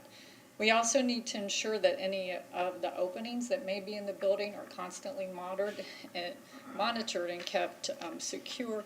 And then another thing we need to do is just make sure that the doors inside the building are open for airflow. And that leads to one other major thing, and that is building ventilation, which is important here in Florida where we have a lot of humidity and high temperatures.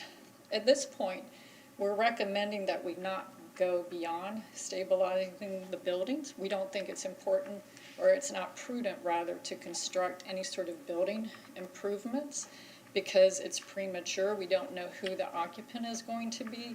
And as I alluded to, they really could jeopardize any potential funding sources or even designation on the National Register. So after we do this, what should we do? Well, we're recommending that the city's adopted policy for this property is implemented and that we move forward with an application to designate the property in the National Register. Our consultants, as you know from the report, has done a preliminary evaluation and based on their professional opinion believe that the property is clearly eligible. I do want to take this opportunity to clarify that National Register listing is honorary. It does not impose any sort of restrictions on a property. What it does, though, is require that any sort of federal agency that has a project in the vicinity of the property, they have to take into account the impact the project might have on the property. So National Register is an honorary thing, and it opens up properties to the historic tax credit, which has been in place for 30 years and is probably the federal government's most successful community revitalization program. The credit is available to income-producing properties.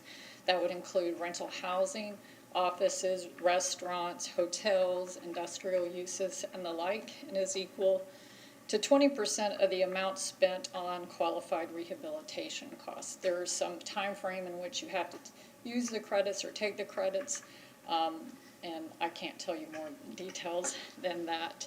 The program requires projects, though. This is a fact. It requires you to meet the Secretary of the Interior standards for rehabilitation.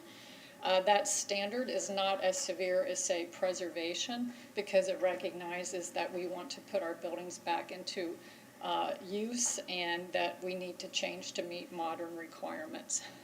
Another potential incentive available to properties that are listed on the National Register, as well as those that are locally designated, is the ad valorem tax exemption for historic properties that I mentioned before. If you participate in this program, you also have to meet the Secretary of the Interior standards. And what this does is allow a local government, Florida has enabled this, Pinellas County has passed it, and you would have to pass an ordinance to implement this, and it would allow a reduction in property taxes for a 10-year period based on the assessed value of all interior and exterior qualifying improvements. This is widely used in St. Petersburg and in Tampa.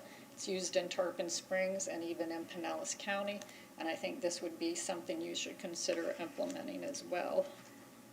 So once we move forward with a National Register application, one thing I probably should say is that the time frame for National Register designation is a little time consuming, and that is because the board, the state board that makes final decisions on these things only meet a couple of times of the year.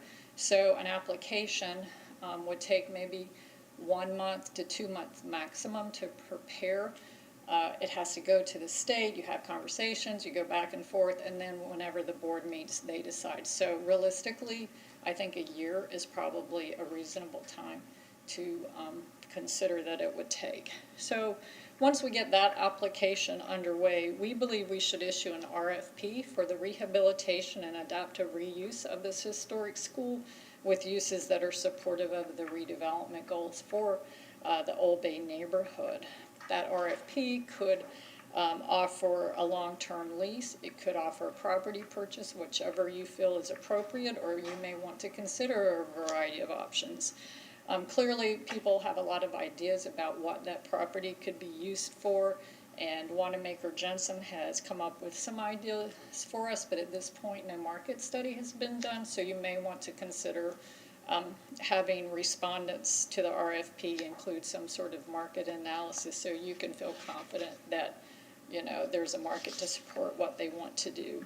And so the last thing that I'd like to recommend is that you consider designating the property as a local historic resource.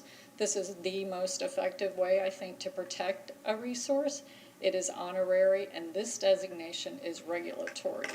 A historic designation requires a level 3 approval by you, just like a land use plan amendment or rezoning application. And then once a designation is in place, the city's anyone would have to comply with our historic preservation provisions that are outlined in the Community Development Code. An owner would have to go through a level 2 application known as a certificate of appropriateness if they want to materially alter the structure, or if they wanted to add to the property or even demolish the property.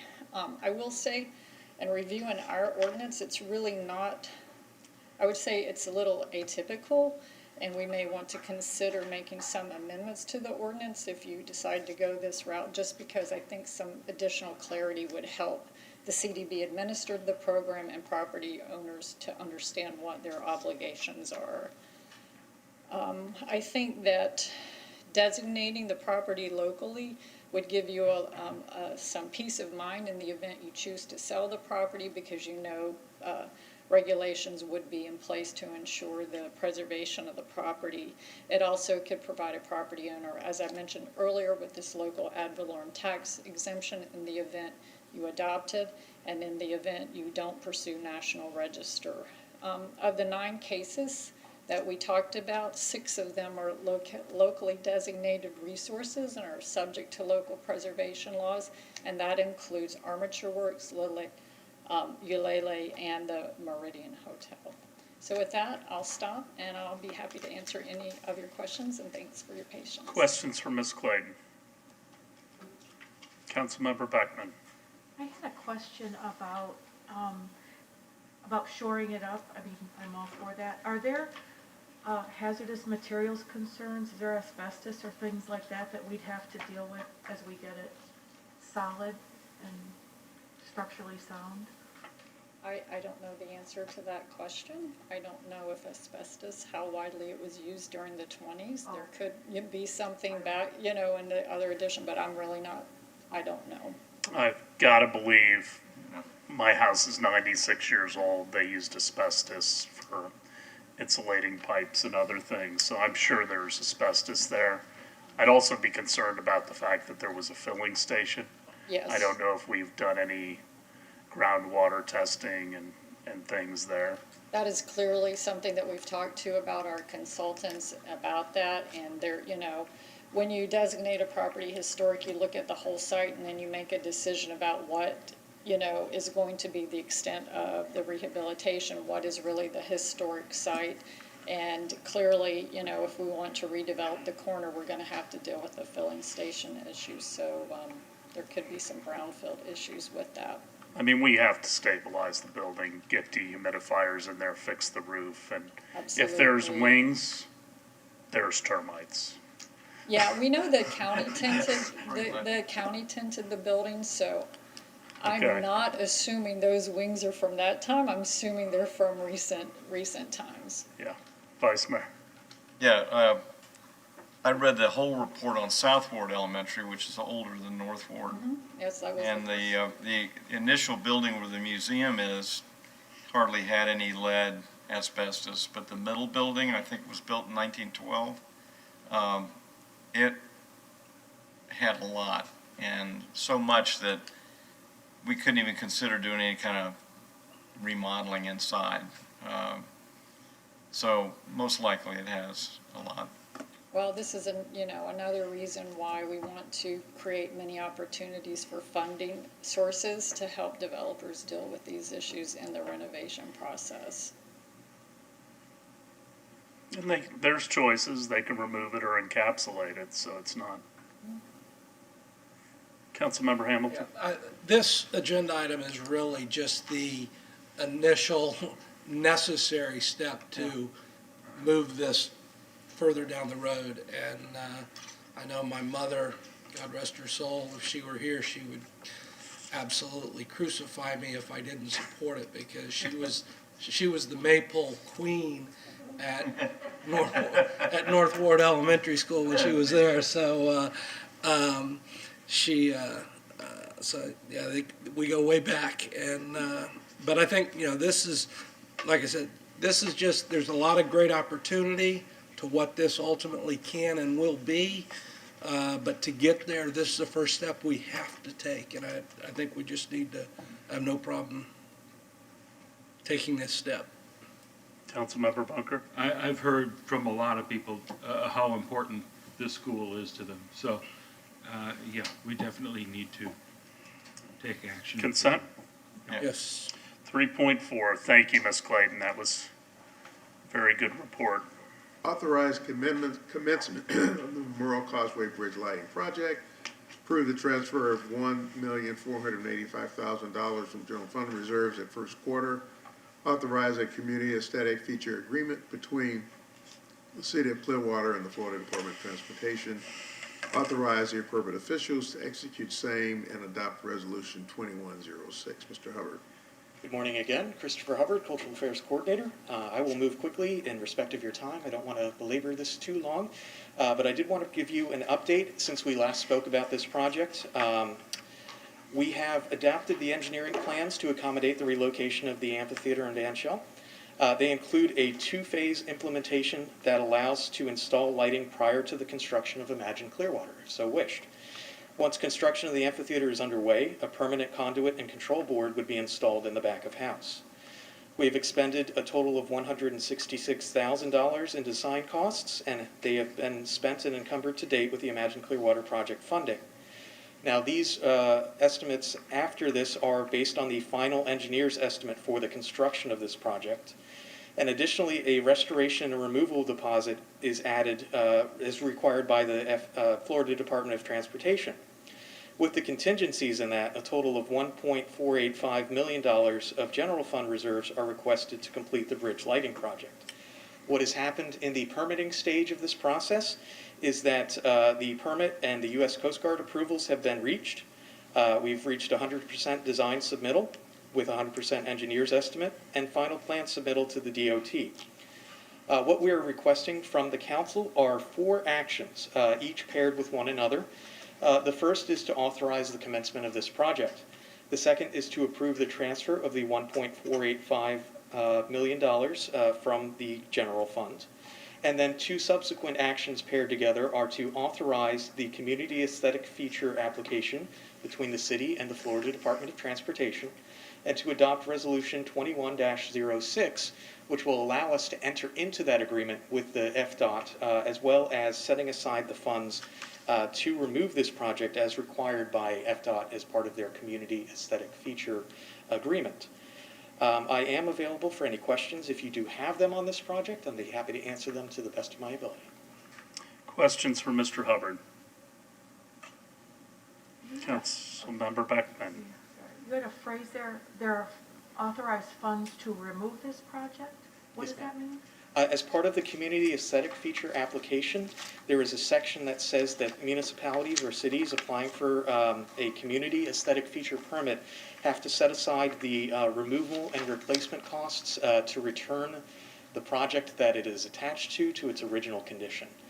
And so if the Department of Transportation were to rescind the permit for that project, we'd have to return the bridge back to its original function.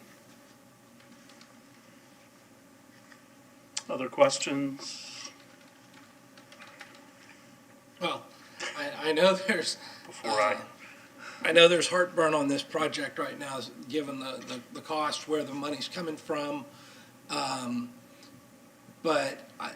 This is, there's multiple ways to look at this, but I look at this is part of the Imagine Clearwater project to me. I think being down in the park and at night, having that bridge lit up when there are people in the park, I think is going to be a very positive feature. The question is, do we want to spend the money right now to do it, or I can promise you when the park is totally done and we go back and reprice this project, it's going to be more than the 1.485. So the question to be asked, and I guess I'm putting it on the table, is do we want to commit a little less than 1.5 right now, or are we willing to gamble and see what it is afterwards? Because I think this is an element that ultimately needs to be part of what the final product of Imagine Clearwater is. Well framed. And I would like to hear what my fellow council members say. Do you all want to discuss this now or on Thursday? Because we'll have to vote on it. Let's just hold the discussion till That's fine. Thursday when we can vote. That's fine, we have to Okay. talk about it then anyways. Thank you, Mr. Hubbard. You get to join us again on Thursday. I know you can't wait. I will be there. 4.1. Declare surplus for the purpose of donation for development of affordable housing, real property located at 1112 Palm Bluff Street. Approve the real property donation agreement between the city and corporation to develop communities of Tampa, Inc., CDC of Tampa, and allow appropriate officials to execute same together with all other instruments required to effect closing. Mr. Lane? Thank you, Chuck Lane, Economic Development and Housing Department. This is a small lot in North Greenwood. It sits on our council-approved list of properties that may be available for affordable housing.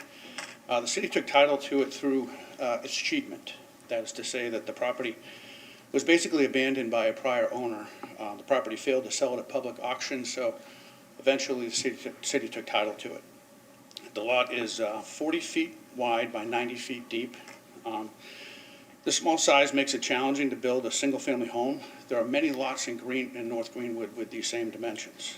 This one is a particular challenge because improvements on property to the east were built very close to the property line. So you want to build a little bit further from the property line. It effectively makes that lot a little bit smaller. The Corporation to Develop Communities of Tampa has offered to build a single-family home on the lot and sell it to a qualified home buyer. CDC of Tampa is based in Hillsborough County. They've recently done some work in Pinellas County and the Dansville area, building homes alongside Habitat for Humanity. They build a good quality home. They also have done some commercial development in vulnerable neighborhoods. As the city works towards creating a North Greenwood CRA, I think I'm hoping this partnership brings forward a range of opportunities. So I'll take any questions, please. Questions for Mr. Lane? Councilmember Beckman. It's just one, it's part of that learning, Mr. Lane. The total household income does not exceed 120% of AMI. Is that about, as AMI, I was doing some research, about 64,000 or so? So does that mean that two people earning an income, of 100, I mean, what would that be? Would that be about 74,000? Two-person household, the maximum is about 67.5. Okay. Three-person households, about 76,000 total household income. Thank you. Welcome. So was this offered to Habitat? We seem to partner with them significantly more. I don't necessarily mind broadening our... Around the same time this became available, there was another lot that we were considering. And they were concerned about the size of the lot. Their typical home is difficult to place on this lot. Now, that said, Habitat they're trying to ramp up some things in Clearwater, so they may look to these lots to do some work. I mean, the whole area east of MLK, south of Cherry Harris Park, north of Palmetto, and east of Douglas, these are all 40 by 90 lots. There's about, quick guess, about 250 of them that are about, not, most of them are built out. But any lots that come available, and that's a good chunk of North Greenwood, are this size lot. So if Habitat really wants to really step up, which they do, want to build more in Clearwater, they're going to have to find a way to get a quality home on this size lot. Okay. Other questions? Councilmember Hamilton? As I look at the aerial shot of this, the lot to the east, I mean, it looks like that looks like they're built on the property line. Yeah, there was a survey done. They're not encroaching, but it's right up to the property line. And how did that get? House was built in 1925. Oh, okay, I guess that answers that question. Case closed. Okay, enough said there. Yeah, that makes this lot very difficult. Now, how much of a setback is this CDC of Tampa talking about? Well, the minimum is 5, and I don't know exactly how much more, but they're going to build a smaller 2-bedroom home, about 1,100 to 1,100 square feet. So they'll stay off of that side as much as they can. Because the lot to the west is a double lot, and that side of that lot is vacant and used as yard. Okay. Vice Mayor? Just want to make a comment. I'm really glad to see we've got another organization that wants to do some housing here. I like Habitat. I love their houses and what they do, but I know this is small, and maybe they can do they can also be involved in some of the rebuilds we have in North County. So, has this been noticed? Are the neighbors aware of this? Not noticed in that sense. This is an advertised public hearing in that sense, but nothing beyond that. Okay. All right. We did, further on your question, we did communicate this with the Clearwater Urban Leadership Coalition. So they have that network as well. So we've spoken with them about it. Okay. Well, we'll discuss this further on Thursday. Anything else? No. 5.1. Approve the correction of a Scrivener's error in the title block of ordinance 9431-20, adopted on December 3rd, 2020, vacating portions of a 15-foot drainage and utility easement and a 10-foot utility easement, and pass the appropriate ordinance on first reading. Mr. Brzak. Thank you. Robert Brzak, Real Estate Services Coordinator. A Scrivener's error was made in the title block only of ordinance number 9431-20, where a quarter section was written as northwest rather than northeast. This ordinance 9436-21 corrects the title block in the previously adopted ordinance. Any questions? 5.2.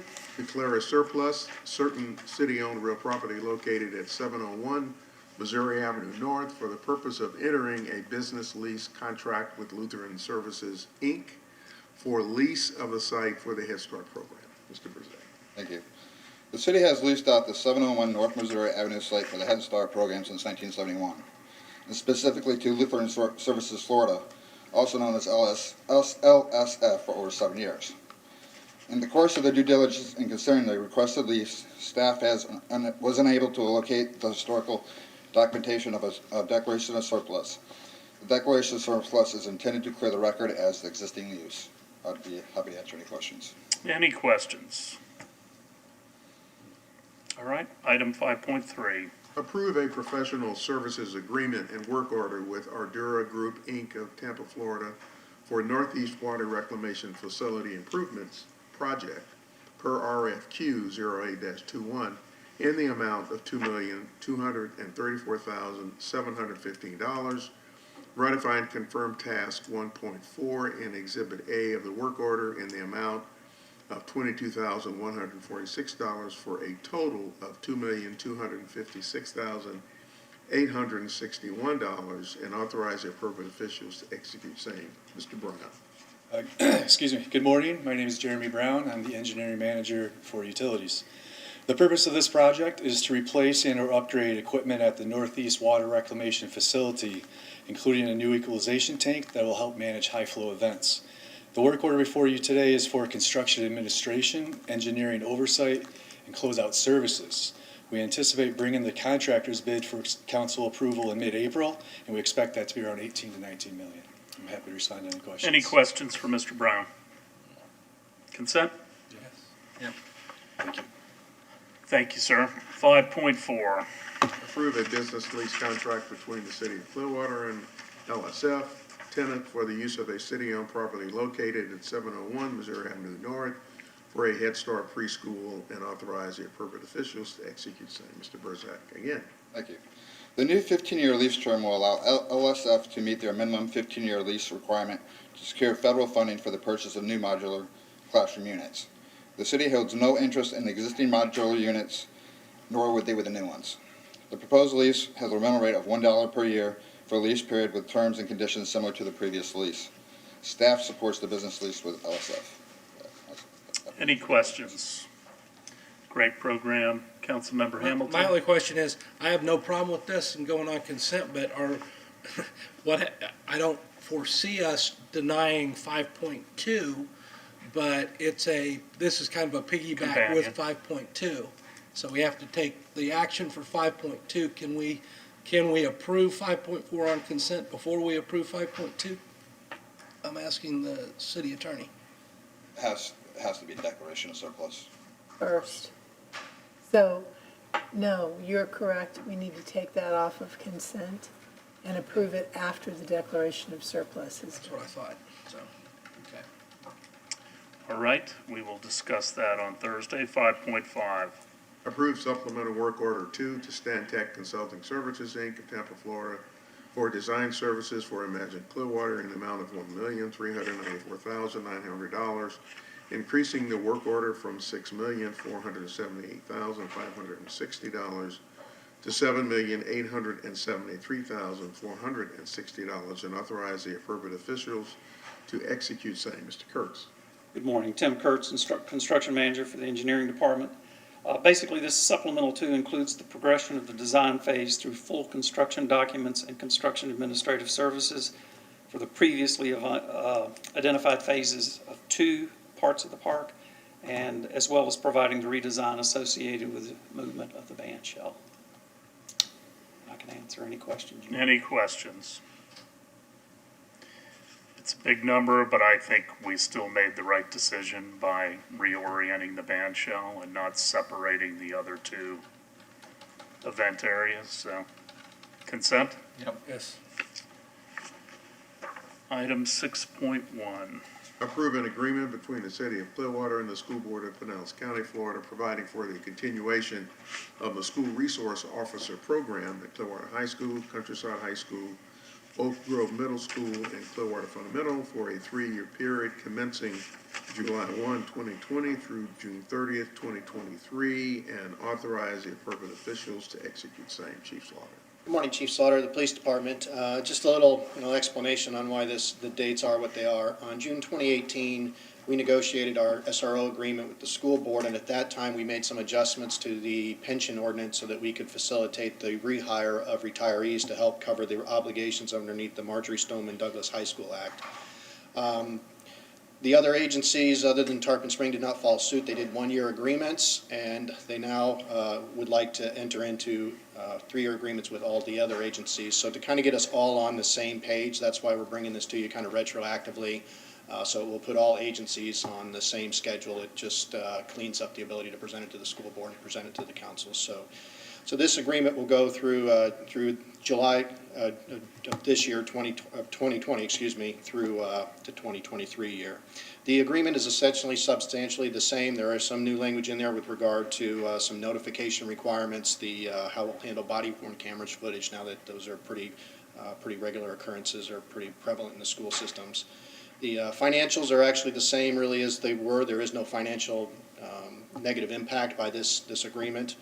It will provide for $63,407 for each officer that we have working as an SRO, which we have a total of 6 in 4 different schools: Clearwater High, Countryside High, Clearwater Fundamental, and Oak Grove Middle School.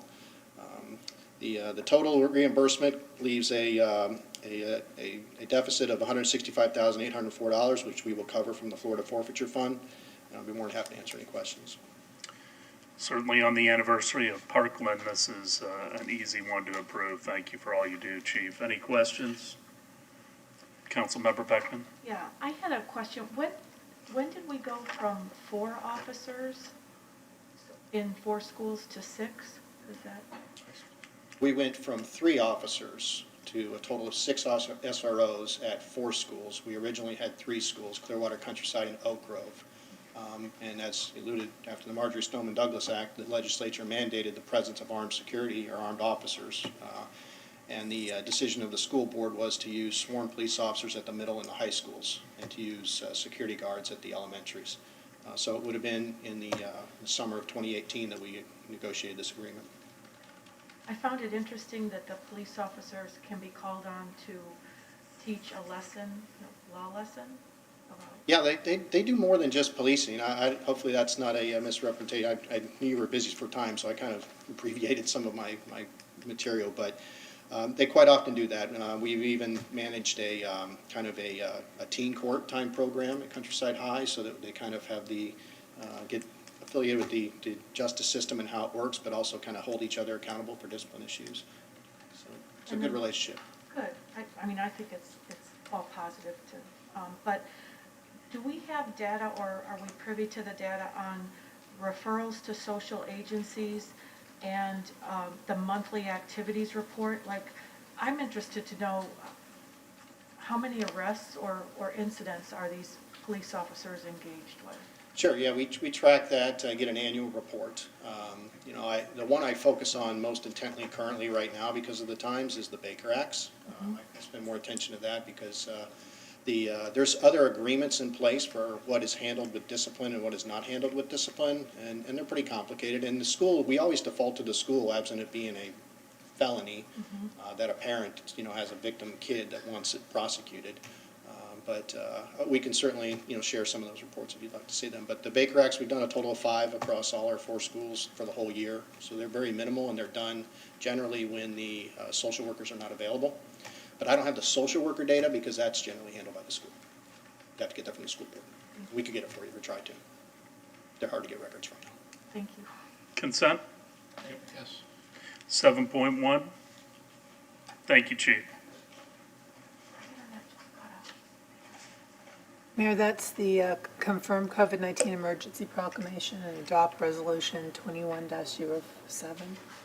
Didn't think there were any questions. The rest are second readings, 7.2 through 7.6. 8.1. Strategic visioning process. Mayor, I think you've got, did you want to do it? Council members, in your agenda packets, you have proposals for 2 individuals, Mr. Jim Anson Harris and the Florida Institute of Government. They've also provided the list of referrals that were requested at your last discussion.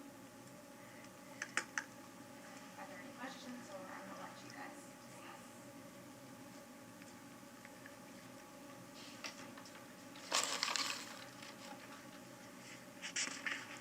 Well, Mr. Street Matter pulled out, so we have 2 choices. Once he watched the video. And we did pursue, didn't we pursue another? Yes, I did call the individual that Councilor Beckman suggested we contact. I left her a message, she had not called back, so I haven't further information on that. Well, given, if I may, given the remaining 2 prospects, I think they're both qualified to do this. I still, you know, I'm sorry Mr. Street Matter did not stay involved, but given these 2, I'm more comfortable going with the Florida Institute of Government out of the University of South Florida. I think they're, just because of their geographic location, I think they may be a little more in tune with issues of our region and our area and what we deal with. So I would agree with that. I would recommend going with the Florida Institute of Government out of South Florida, University of South Florida, I should say. Other questions or comments? I have a question about, you know, your comment about Mr. Street Matter watching the video and then, you know, pulling out his application. Can you expand on that? I mean, what do you mean by that? Well, basically he saw your comments and the fact that you asked if any of us knew any of the applicants. And after I said that, you were pretty strong on the fact that you didn't think we should know anybody and have relationships because we could taint the process. And he decided that he did not want to become an obstacle, even though he's done things for the county and their strategic plan and many other organizations. He thought it best that he pull his application out. Well, just to correct the record, I don't believe that asking about a disclosure of a relationship or, knowledge of somebody should be disqualifier. I just simply asked that question for transparency and to investigate it further. That's all. I don't think it's a disqualifier, and as your follow-up comments that you've been a mayor for 8 years and you were on the council a number of other years, and people here have grown up here, you obviously have relationships with people. So it's certainly not a disqualifier in any way. And if I implied that, I didn't mean to. Well, I'd highly recommend you look at the video again, because if you watch it carefully, it certainly seemed that way, not just to me, but to other people who watched. So I'd recommend that. The bottom line is he's out. Okay.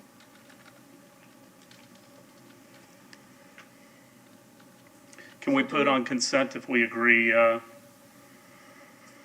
Okay. So is everybody in agreement on that? I'm good with it. On what? The Florida Institute. Florida Institute. From the University of South Florida.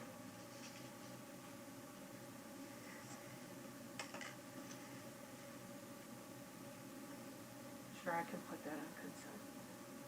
Well, if you don't want to, we can vote on it on Thursday.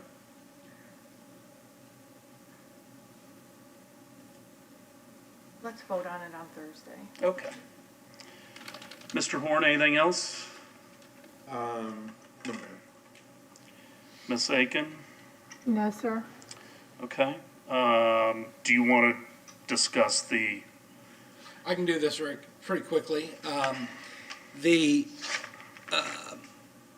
Tampa Bay Regional Planning Council is asking all of its member cities and counties to pass this sample resolution that was provided, forwarded on to Tallahassee. Every year, it seems like there is a bill entered into for consideration to eliminate the regional planning councils. There are 10 different regional planning councils throughout the state. I'll be the first one to admit there's a couple of them that probably don't do a whole heck of a lot. But I can tell you that the Tampa Bay Regional Planning Council has a very full plate and is very effective in what they do. There was a bill entered. There was a bill entered in the Senate, Senate Bill 62 for this year. I don't want to go all the way into all the specifics of it, but it's because it's the ugly side of horse trading in Tallahassee, basically, is what it comes down to. The senator that introduced this bill was a recently elected senator. She was, if you look, as you saw in the paperwork, she is actually the chair of the committee that it was heard in front of. I was told by our representative, Representative Hooper, he says, Hoyt, this gets introduced every year. It never materializes, but just to be safe, the Regional Planning Council is asking us to do this because then if you look at the paperwork, it shows that Senator Hooper voted in favor of eliminating them. Well, subsequent conversation with Mr. Hooper was, Senator Hooper he has 4 bills of his own that come in front of this committee that this woman is the chair of, and if he voted against her bill, his bills would probably never see the light of day to be heard at the committee level. That being said, after it passed through this committee, the next committee is a Judiciary Committee, and if I researched the 2 meetings that the Judiciary Committee has had subsequent to the passing of the previous committee moving it to the Judiciary, the judiciary's held 2 committee meetings, and it has not even made the agenda for either of those meetings. Senator Brandes from St. Pete is in charge of that committee, and my understanding is it's not, this Senate Bill 62, number 1, does not have a House companion bill, and number 2, I don't think Senator Brandes is in favor of it in any way, shape, or form, and therefore it's probably not even going to make the agenda of his committee. But to be safe, Tampa Bay Regional Planning Council is asking everyone to pass this resolution and forward it on to Tallahassee, and I would support doing that. I don't know if anybody. I'm fine with supporting it. I think it's a shame that we are trying to regulate 67 counties as though they're all the same. I think disbanding T-BARTA is a tragedy, frankly. And yet it was never fully funded the way it should have been. I was one of the founding members on it, and it was always, the redheaded stepchild that was neither given the money to survive, nor given money directly, or the authority to generate funds so that they could really look at transportation, and same thing with the Planning Council. So I'm fine on signing on to something that supports not disbanding. Yeah, me too. I wouldn't mind seeing a letter for T-BARTA as well, Vice Mayor. I would support that because that was a shock when I heard that Brandes put that bill forward, so. Nobody cares about where the county line is. Do we? They care about getting from point A to point B. Then I guess, we're willing to adopt the ordinance for the Planning Council. Are we instructing Rosemary to draft a resolution, or is there a sample resolution to oppose the disbanding of T-BARTA as well? I have not yet seen one. There is one that was included in the information that you provided. For, not for T-BARTA. Oh, for T-BARTA? No, but We can craft one? Forward Pinellas may have one. I would support that, as well. Is everybody in agreement on that? I am, yeah. Okay. New business, are there any items that anyone would like added in the future? No. All right, with that, we are adjourned. We will see everybody Thursday night.